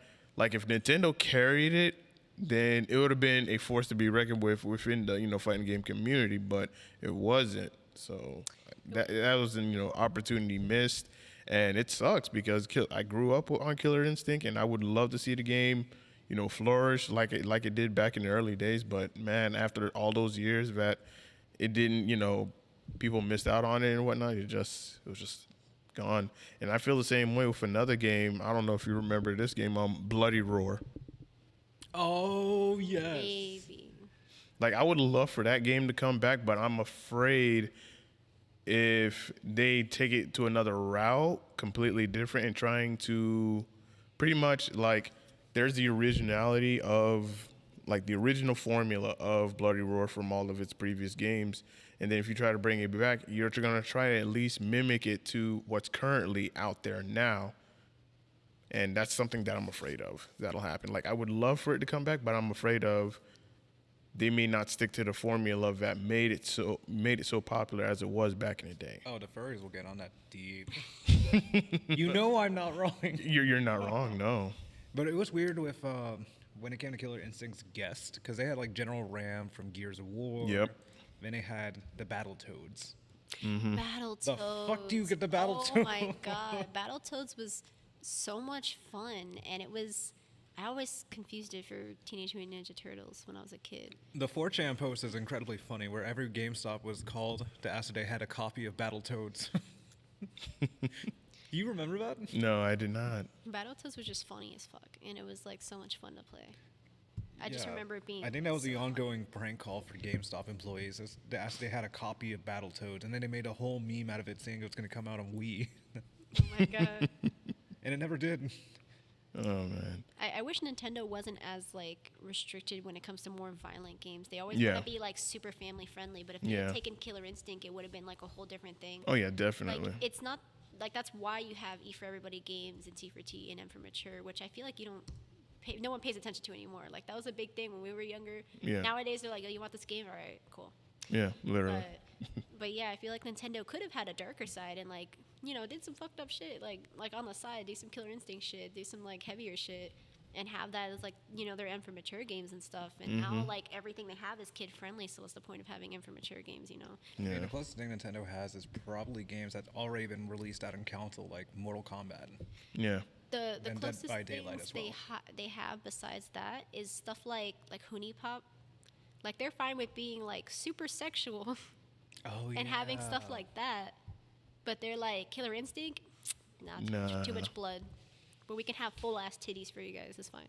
Oh yeah. Yeah, like Nintendo, get your shit together, bro. Get your priorities straight. priorities straight. For real. You already have hentai and other stuff going on. Like, But we're not gonna talk about that. Thank God it's not Nekopara. Uber cosplay.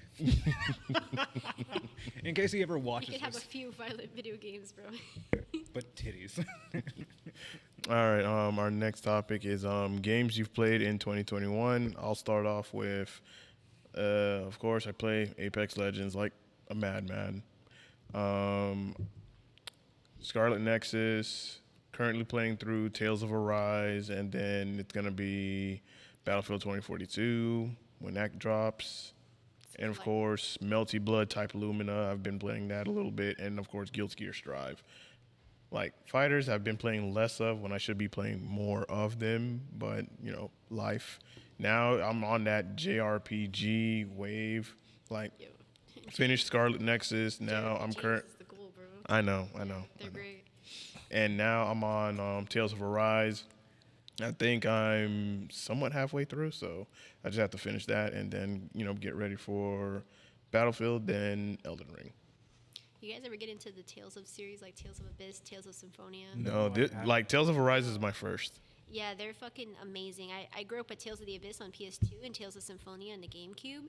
They have amazing storylines, and like it had a good Final Fantasy-ish feel to it because you had like the 4 characters, and they would go and they would fight the monsters as you like go through the areas and stuff. And their storylines were just really great, and they had these really unique, like really like pleasing to look at characters and like cute girls and stuff like that too. And then they had like They have that in had Tales of cooking. Arise. They There's had, 2 like, of them. Cooking aspects too. I think it was in Tales of the Abyss where you got to like play these little cooking mini games and make all these recipes and stuff as you continue fighting like a bunch of shit and like having all these like magical powers on like specific characters and stuff, and then having like an amazing storyline. I was really into the Tales of series. I haven't played any past those 2, but I was really big on those. Those were really great.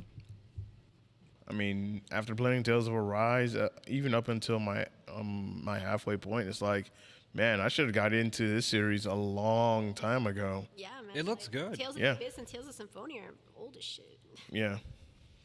but they were some of the best. Oh yeah. Waluigi? So I made a small list, but I played like an indie game called Carry On. I've done Dead by Daylight, Mortal Kombat 11, Guilty Gear, Apex. But I like how our routes are different. Like you go for JRPG shooters, I go all over the place. I got bored to a point to where I played Tetris Evolved. Oh no. I was playing competitive Tetris for like a month I straight. could never. When that new Tetris came out on like the Switch, everyone was going crazy for it, and I was like, it's Tetris fucking, 99. It's fucking Tetris. Like, It's- I just couldn't. I wasn't as hype about it. Yeah, I only played one game, and against 100 people, I think I was like number 24 or something. Do you have life? Sometimes. I played Dead by Daylight. What do you think? Damn, yeah, you're right. Oh yeah. But I think I'm gonna try out Ghost of Tsushima probably after CEO I heard that one's really great. Yeah, I'll get Ghost of into that, Tsushima is too. fire. because I had a director's cut and I still haven't touched it yet. I know. You have a director's cut and you haven't. Nope. It's still wrapped. Oh my god, bro. Get on that. Yeah, you better get on that. Seriously. All right, gaming pet peeves. So I haven't. I hate said mine. everybody. we'll start with you. Wait, I haven't said the games I was playing in 2021 yet. Oh, you have not? Oh, okay. No. So for me, as I was saying, Dark Souls was one I was getting into between 2020 and 2021. So all of the Dark Souls series. So I was late on that. Another one that I'm late on that's completely opposite spectrum is Ace Attorney. Oh my I got the God. Ace Attorney trilogy. Never played it as a kid. My brother never had the games.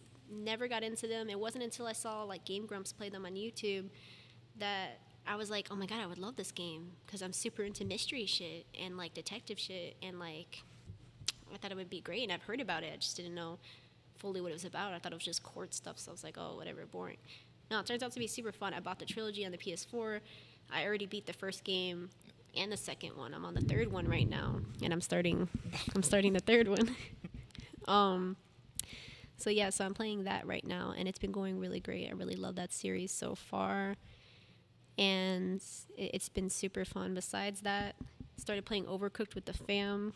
Never Oh, played God. Overcooked either. Oh no. But super phony yelling at each other because I take it so seriously when I play. I'm like, yo, we need someone on the soup right now. I passed you the tomatoes like 5 minutes ago. I need you to get on the fucking soup. We have an order, bro, and we need to get this 3 stars.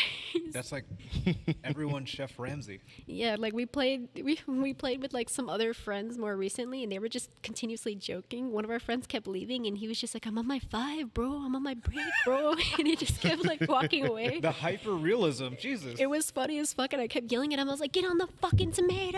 And like I was just taking it serious as fuck, and they were fucking around with it, and I was just too fucking into it. So I've been playing a lot of that. The only other things I've been playing on the side is a lot of Warzone with our friends. Oh gosh. I feel like Warzone's actually pretty fun, but it's so hard. Wait, you asked me this, but do you have to a get a life? win. Yeah. Uno reverse card. You got me. Oh shit. Oh, there you go. My audio died. So yeah, so a lot of Warzone stuff like that. Playing stuff online with the boys. Damn, I can't really think. I haven't been playing that many games lately. I've been focusing on like the cafe and a bunch of other shit, or we've just been watching like binging Ink Master, which is a great fucking show actually. And then that's mainly the stuff I've been doing for 2021. All right. All right, now we can get into our next topic, which is gaming pet peeves. Me first? All right. So, one of my pet peeves specifically is, like I said, I'm a very competitive fighting game player, especially when I play Smash and stuff like that, because Smash is the only fighting game I would say I'm actually, like, good at. Like, I actually learned how to play my characters pretty well. I'm a young Link main, and I've gotten to a point where, like, I got good against playing against a good amount of my friends until they spent their whole lives on it and got really good, but I don't have a Switch, so I haven't been able to play like the newer Smashes and get into it in like a long time. Like the most I used to play Smash was when I was in fucking middle school, and we had Smash on the Wii U, and we were all playing that, and like my ex at the time was like obsessed with it with our group of friends, and like we played it all the time. That was the only time I got to practice. Since then, I have not been able to practice and get good. I'm just as good as I was then, which is pretty good, but you know, not good enough. So if I had stuff to practice, I'd be better. But when I play fighting games, I get very aggressive with my controllers. I get fucking like super into that shit. And my friends always shit on me and like won't let me use their controllers because they think I'm gonna break them. I have never broken a controller in my life. And it's so annoying because they're like, so, you're too aggressive, blah, blah, blah, you're gonna break the controller. I've never broken a fucking controller, bro. And I don't know how people can play, like, a fighting game and just be like this, like, calm as fuck. Like, my boyfriend does that too. He's just Me calm too. as fuck, just pressing, like, a button. And they're doing, like, 1,000 combos, barely moving. I'm like, what the fuck? Like, how do you do that shit? Like, I have to be, like, fully into it. I don't understand how some people can do it. And then they always get on me about it as if I'm gonna break it. It's called Ultra Instinct. That's what it is. I just can't, bro. I have to be like, I wish you had a sound. I have to be super into it, and everyone thinks I'm gonna break their shit. I've never broken a controller like that. Never will. Like they always end up being fine. I don't know why people get like that. And one other that I have is just everyone shitting on every single battle royale that exists just because of Fortnite. Like, first of all, when Fortnite came out, it was a good game. I was super into it up until Season 3. I thought it was really great, actually, and it was pretty fun, and I thought it was unique in the aspect of having building as well, so it was, like, interesting to try to survive like that. Then it got, you know, cringy because of the community and everything, but that doesn't mean that every Battle Royale is shit. Like you were saying, Apex is pretty good, and Warzone is pretty good, too. Everyone shits on it. Like, it's terrible. Oh, it's just another battle royale. Blah, blah, blah. Like, no, it's still pretty fun. It's not that different from normal COD as it is, except instead of, like, having team battles or, like, just shooting and killing each other constantly, you get one chance, which is more realistic. And you have to, like, actually try to be the best. And I feel like it's still fun, and it's, like, not that great. And then other new games come out, and they have, like, a battle royale, and everyone's like, trash. Like immediately. Like you haven't even tried the fucking game. You don't even know if yeah. it's gonna be good. You can't just shit on it because it's a battle royale again. It could have different aspects to it. There's so many different things in these battle royale games that make it like unique in its own. And it doesn't necessarily mean it's trash. Like you might have fun with it. Like you should at least try it. Yeah, it's like Spellbreak. Yeah, I heard that one's really good too. I downloaded it to play it with a friend and never played it with them, but plan to try it I eventually. won my first 2 games and then I left. Then because- you're like, that's it. I'm done. Yes, It'd be like that. that's all I need. It was the same with me when I played Battlefield 5 Firestorm when they had their Battle Royale. 3 games, I was like, I don't want to play this shit no more. Tried Hyperscape, fuck that. Oh no. my god, I did the first season. Oh my god, it was You There at was least tried it, also, what was that other one? It was alright, but PUBG. no, not PUBG. It was another one. PUBG was the OG, but it was always No, trash it was just because the maps would never load. And the mechanics is just, It was whatever. Oh my god, I know. I liked it more than Fortnite at some point just because like you didn't have to worry about the building. It was I like how more you're having the looking it up. armor and everything. But Yeah, I'm looking it up. The Okay, glitchiness of PUBG and like the Yeah, I maps not know. loading made it so bad. I'm it was like, still why technically don't a you beta for a fix while. that shit? It was still a beta for a while, wasn't it? I think so, yeah. And another thing with Fortnite is that's not the real game. Have you ever played the actual Fortnite game? I No, I bought the haven't. actual game. I played it. It's You're a the first completely person to say different this. game. Yeah, let me indulge you real quick. You were the first person to actually say this. I played the actual Fortnite game. We decided to buy it because we wanted to try it out. And this was during like season 2, season 3 time. And the actual Fortnite game, you're fighting zombies. And the building aspect makes sense because kind of like Black Ops, you're trying to build and cover yourself from the zombies and destroy all these hordes of zombies. So that's why they have the building, and that makes so much more sense. And then you kill all of them and you fight all of them or whatever. It's honestly super fucking boring, so I see why they went with the Battle Royale and just stayed Okay, with now that. I found it. But I found it. H1Z1 Battle Royale. Oh. Yeah, That one. I heard of that one. I heard about that. It was all right when I played it. It was okay and fun, and then I just like completely dropped it because I think that's when Call of Duty Black Ops 4 had their Battle Royale, and I got hooked on Was that. it Blackout? Yeah, Blackout. Yeah, Ah. and then after that one kind of just, and then Sounds right. and then when I was playing that, that's when Apex came out and never went back.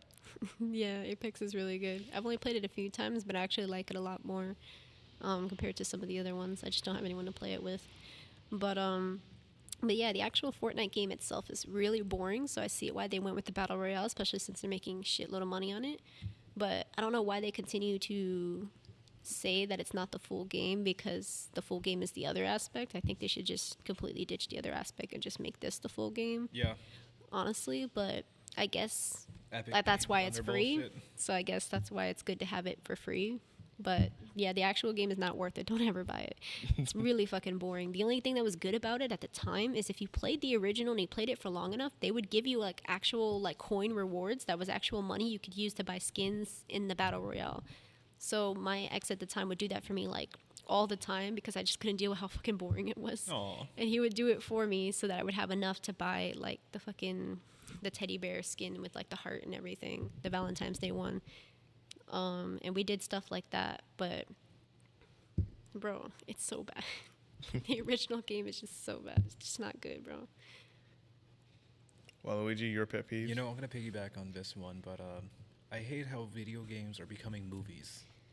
Like, Yeah. gaming should just stick to games. Like, Fortnite is now becoming a movie soon. What the fuck? You didn't hear about this? No idea. Wait, let me double check the news, make sure I'm right before I'm on my bullshit like usual. Bro.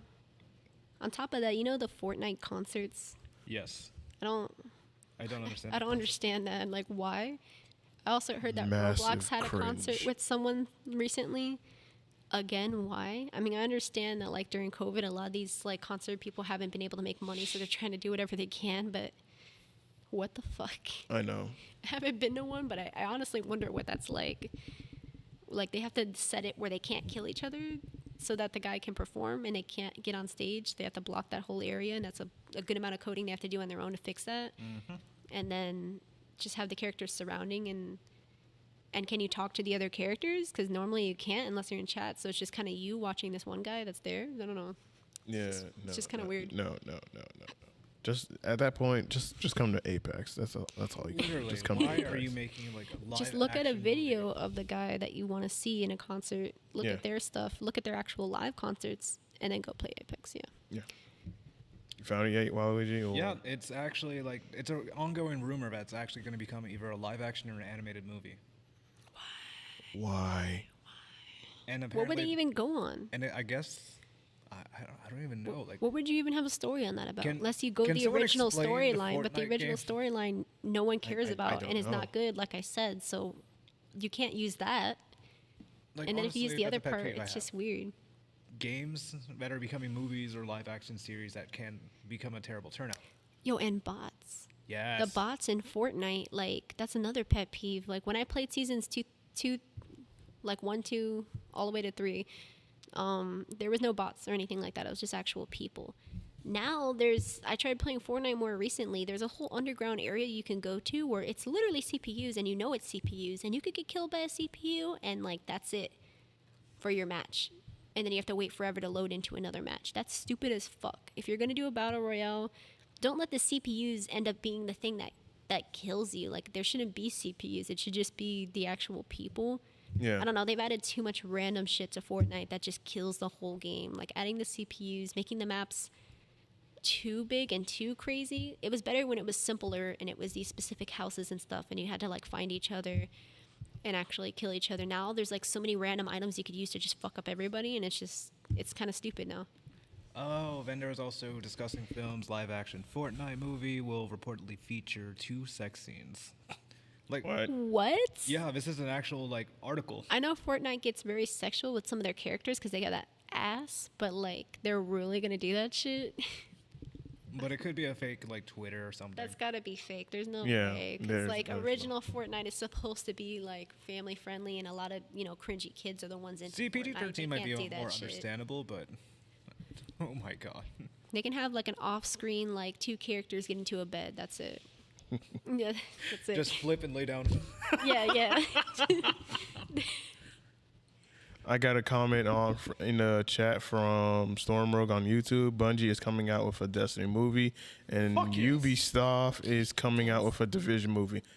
Okay, I can agree with those. Those two are respectable choices. Yes, I agree with those two. But the question is like Destiny 1 lore, Destiny 2, or Or maybe just overall, like you could fit a really good story into a Destiny movie, and then like make it a trilogy. So I Alright. had some friends try to get me into Destiny Online, and I just thought it was so boring. The Couldn't get lore is into it, very, and they were like, deep. obsessed with it. I never saw the lore or anything. We just played like online together, but Same by thing as a game, you'll itself, just have to read it. it was just so boring for me. I just couldn't. And like they were obsessed with it. They got like super high rank, like some like highest in the fucking like U.S. or some crazy shit Jesus. at one point. And then they played Destiny 2. They were really excited about it. It told me it was trash. So I mean, I like Destiny 2 a little bit more. But you like trash. yes. I'm a trash man. Okay, I like reasonable trash. I'm not like a Fortnite fan or anything like that. Yeah. all right, so my pet peeve, and I'm gonna just keep it one and simple, and that is my pet peeve that I got, and it's a current one, and that is that man. Battlefield 2042, the main core game, is coming out with only 22 weapons. This is from what I've heard on social media, and I'm just like, what in the fuck? 22 weapons, 4 assault rifles, 4 snipers, I think 2 light machine guns, 4 SMGs, and I'm just like, what the Yeah, that's fuck? so low.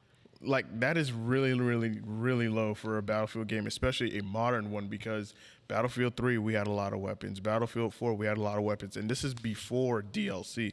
Now, of course, I will say with Battlefield 4, they had different variant types and whatnot of possibly like the same weapon or whatnot, maybe like two versions of them, but still we had a large plethora of weapons to go through or whatnot at the start of the base core game. And I'm just like, the fuck? I hope this is not the full thing, but according to some of the rumors that I've been seeing online, it's just like it's gonna be confirmed it's just gonna be 22 at the start, and I'm just like, that is bullshit. But Battlefield Portal, where you can play Battlefield 1942, Battlefield Bad Company 2, and Battlefield 3, there's going to be a shit ton of other weapons. So I'm just like, well, fuck it. I guess I won't be playing the core game. I'll just be playing Portal. Yeah. Fuck it. Because it has all the shit that I want, and the visuals are going to look a lot better. So I'd rather just be in Portal.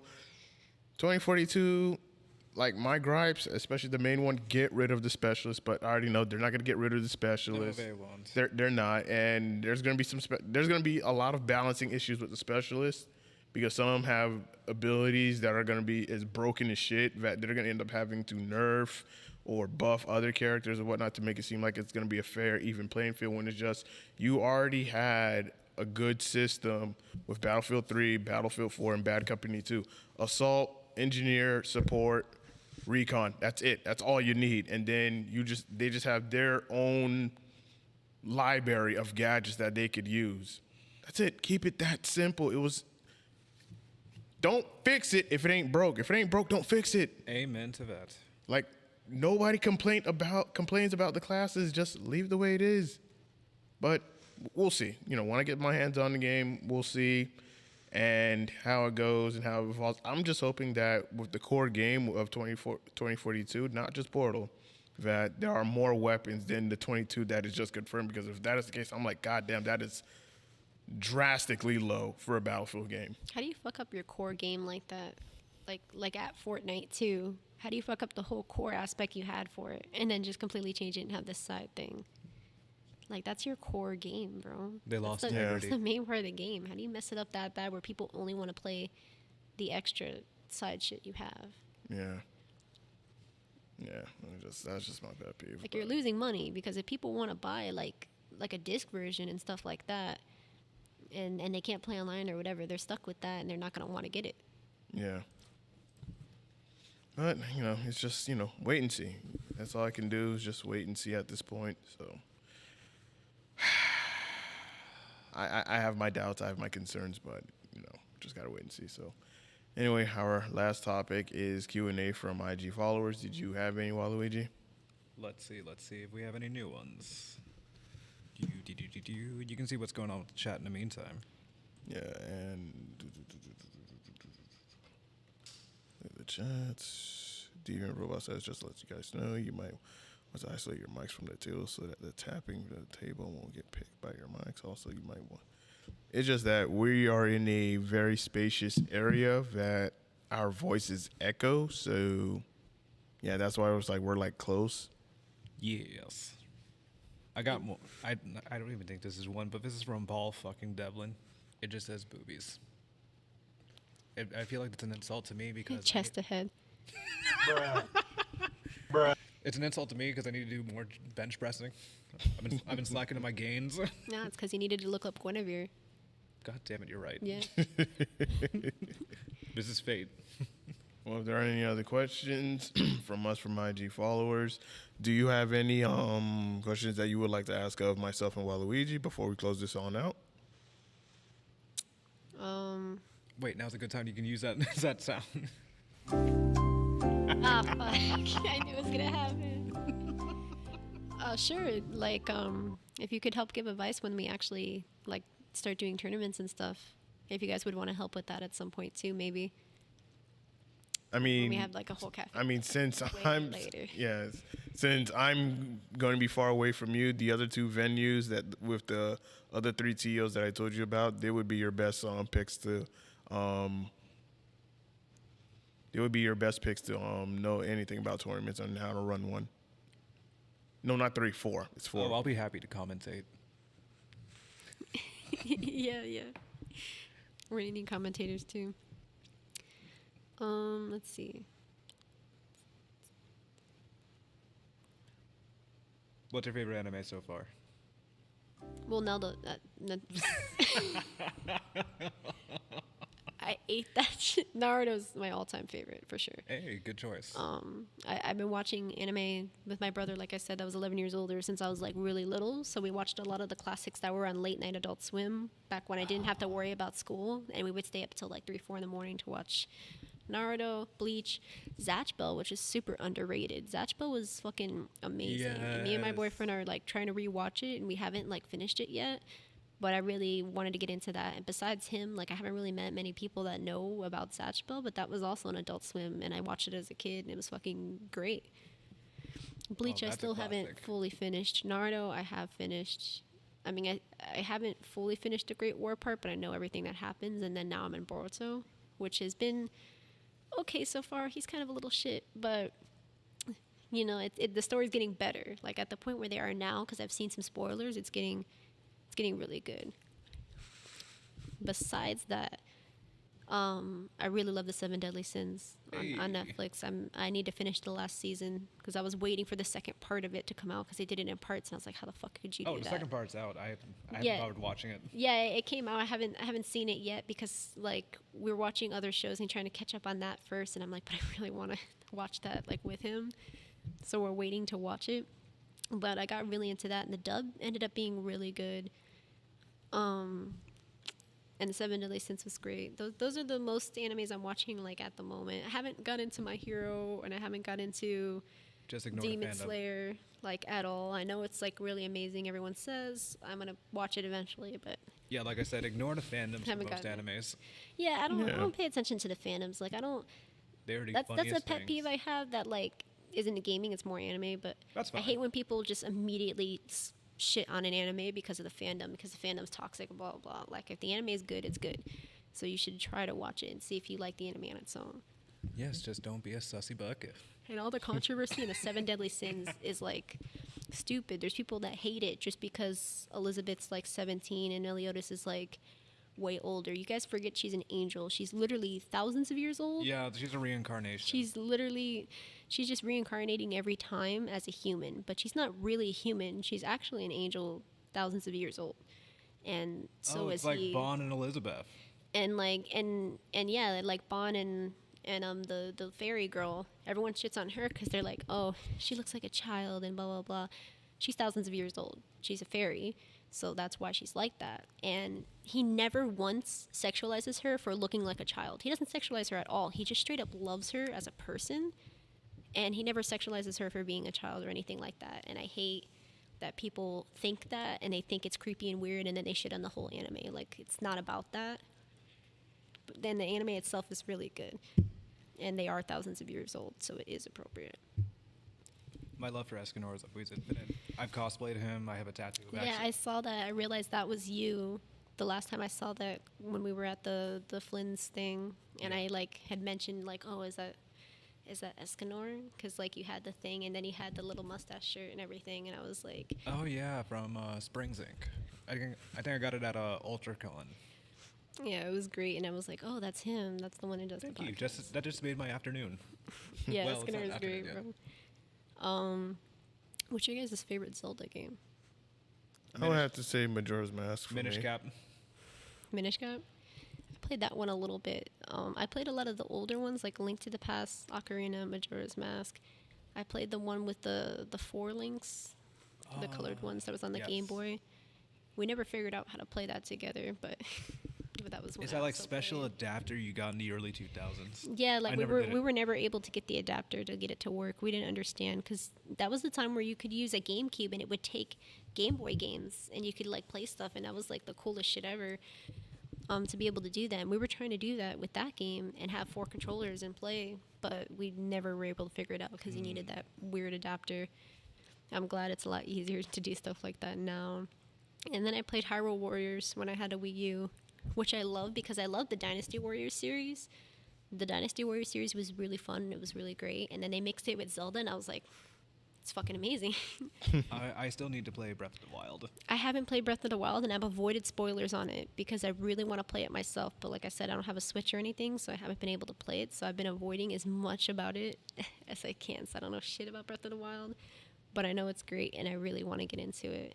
But yeah, Majora's Mask is definitely my favorite. I feel like Ocarina was amazing as well, but I love the idea of the masks, and like you were connected to the story so much more because you had to help every person with their problems, and like they had a lot of fucked up and crazy shit that was going on. Oh yeah, definitely. And like there was a lot of topics of like depression and growing and suicide and getting over death of loved ones and getting over all these other things. It was a whole growing process for the entire town and for you as a character and a player. And it grows on you as you're an adult and you figure out all these different topics and stuff that they were talking about specifically. And it just makes the whole experience like so much better. And the masks and everything was such a unique way to use the items and have all these crazy different effects in a Zelda game that I wish they would do another, like a sequel besides the remake that they did. I need to hunt a copy now. I have Ocarina of Time, but I don't have Majora's Mask yet. It's great. I ended up emulating it so I could actually finish the game, and I played with my boyfriend, and I had him like play most of it, and I helped guide him because we wanted to 100% it because I wanted to actually beat the game, see the ending for once, and have it 100% done. And we actually had it 99% done because we forgot to get the last fairies of the last dungeon so that we could get the fairy sword. But we got everything else. All right. Wowzers. Oh, yeah. Well, I think with all that definitely deserves a round of applause.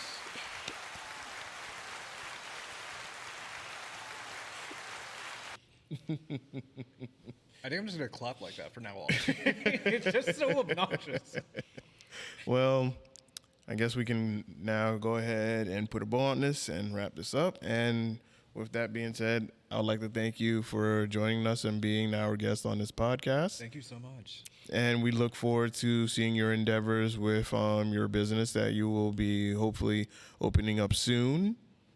Yeah. I'm hoping within like a year or two to get somewhere with that. We'll see what happens. Definitely if the GoFundMe gets more attention and we get like where we need with that, we'll do that. If not, we're saving on our own, possibly trying to get a business loan in the future, see what we can do about that stuff. In the meantime, you guys can follow me on Instagram and on TikTok at the Heart Container Cafe. It's probably the only thing that'll pop up, even if you don't do the underlines under it. I do take orders for custom orders if you want anything special for birthdays or parties or even just for you, like on the side, as long as it's within $20 and you pay any needed delivery fees, then I do that. I do a lot of big events, so I do Flynn's Arcade, I do other anime gaming related places, anything like that. So if anyone wants a community event with anything like that, I can do it. Besides selling my specific gaming theme stuff, I sell like any custom design you want. So like I did the Hocus Pocus one, so I did Hocus Pocus themed sweets, and I did witchy themed sweets and like Halloween stuff. So I could do any topic you might want. So that's something else I could also provide for everybody. So if you check out the Instagram, you can DM me about it. I also have an email at the Heart Container Cafe all together. You can email me if you have any inquiries about stuff like that, and I can definitely help other people do that. And hopefully we'll get that started for a big community for the people in Miami and for other people to come as well and just have a great time there if we get that started. Hell yeah. Definitely. All right. Waluigi, you have any closing thoughts? Wow. I got to get into Dark Souls now. Yeah. Guinevere. I'm sold. Guinevere is why everyone I'll slapbox some demons. all for that chest. Yes.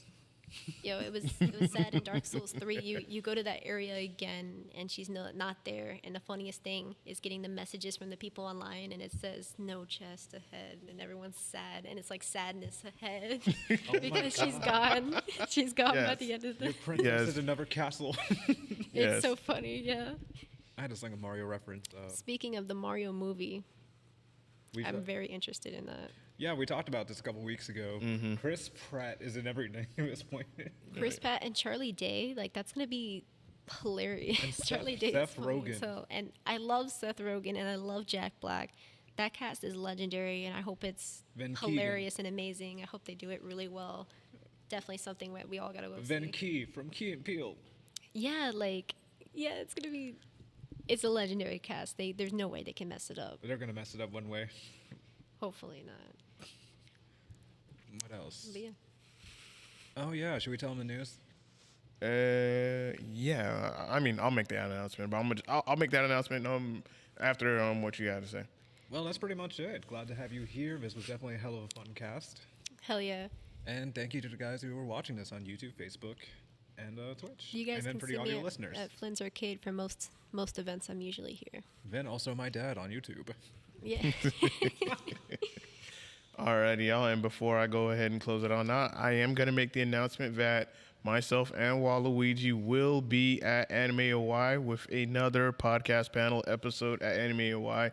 That's going to be our final one for the year, and can't wait to see you guys there at Anime OY. Of course, I'm going to make the Instagram post like sometime later in the week or whatnot, getting closer to the day. But yes, myself, Waluigi, South Florida Gamers Podcast will be at Anime OY. So, and it'll be on a Saturday. So we will see you guys there. And with that being said, I'd like to thank you guys for watching. Yes, Terry, you are late. You showed up late, but that's all right. God, later than Alex. Yeah. Be sure to look at the podcast later. Oh my God, I gotta save that. Yeah, you came too late. If only you stayed for the Smash tournaments, but you don't. But anyway, enough about that. Anyway, guys, I missed this has been episode 42 of the South Florida Gamers Podcast. I am your host, the Silverback Senpai, my co-host Waluigi, and our guest, the Heart Container. Audio version of the podcast is available on SoundCloud, iTunes, Google Podcasts, Spotify, and Anchor, and video playback is going to be available for YouTube, Twitch, and Facebook. We will see you guys. Well, we won't have we'll have a podcast episode at Anime OY. It won't be live streamed, but of course it will be recorded and uploaded to the YouTube and to the Facebook for you guys to watch and enjoy. So anyway, guys.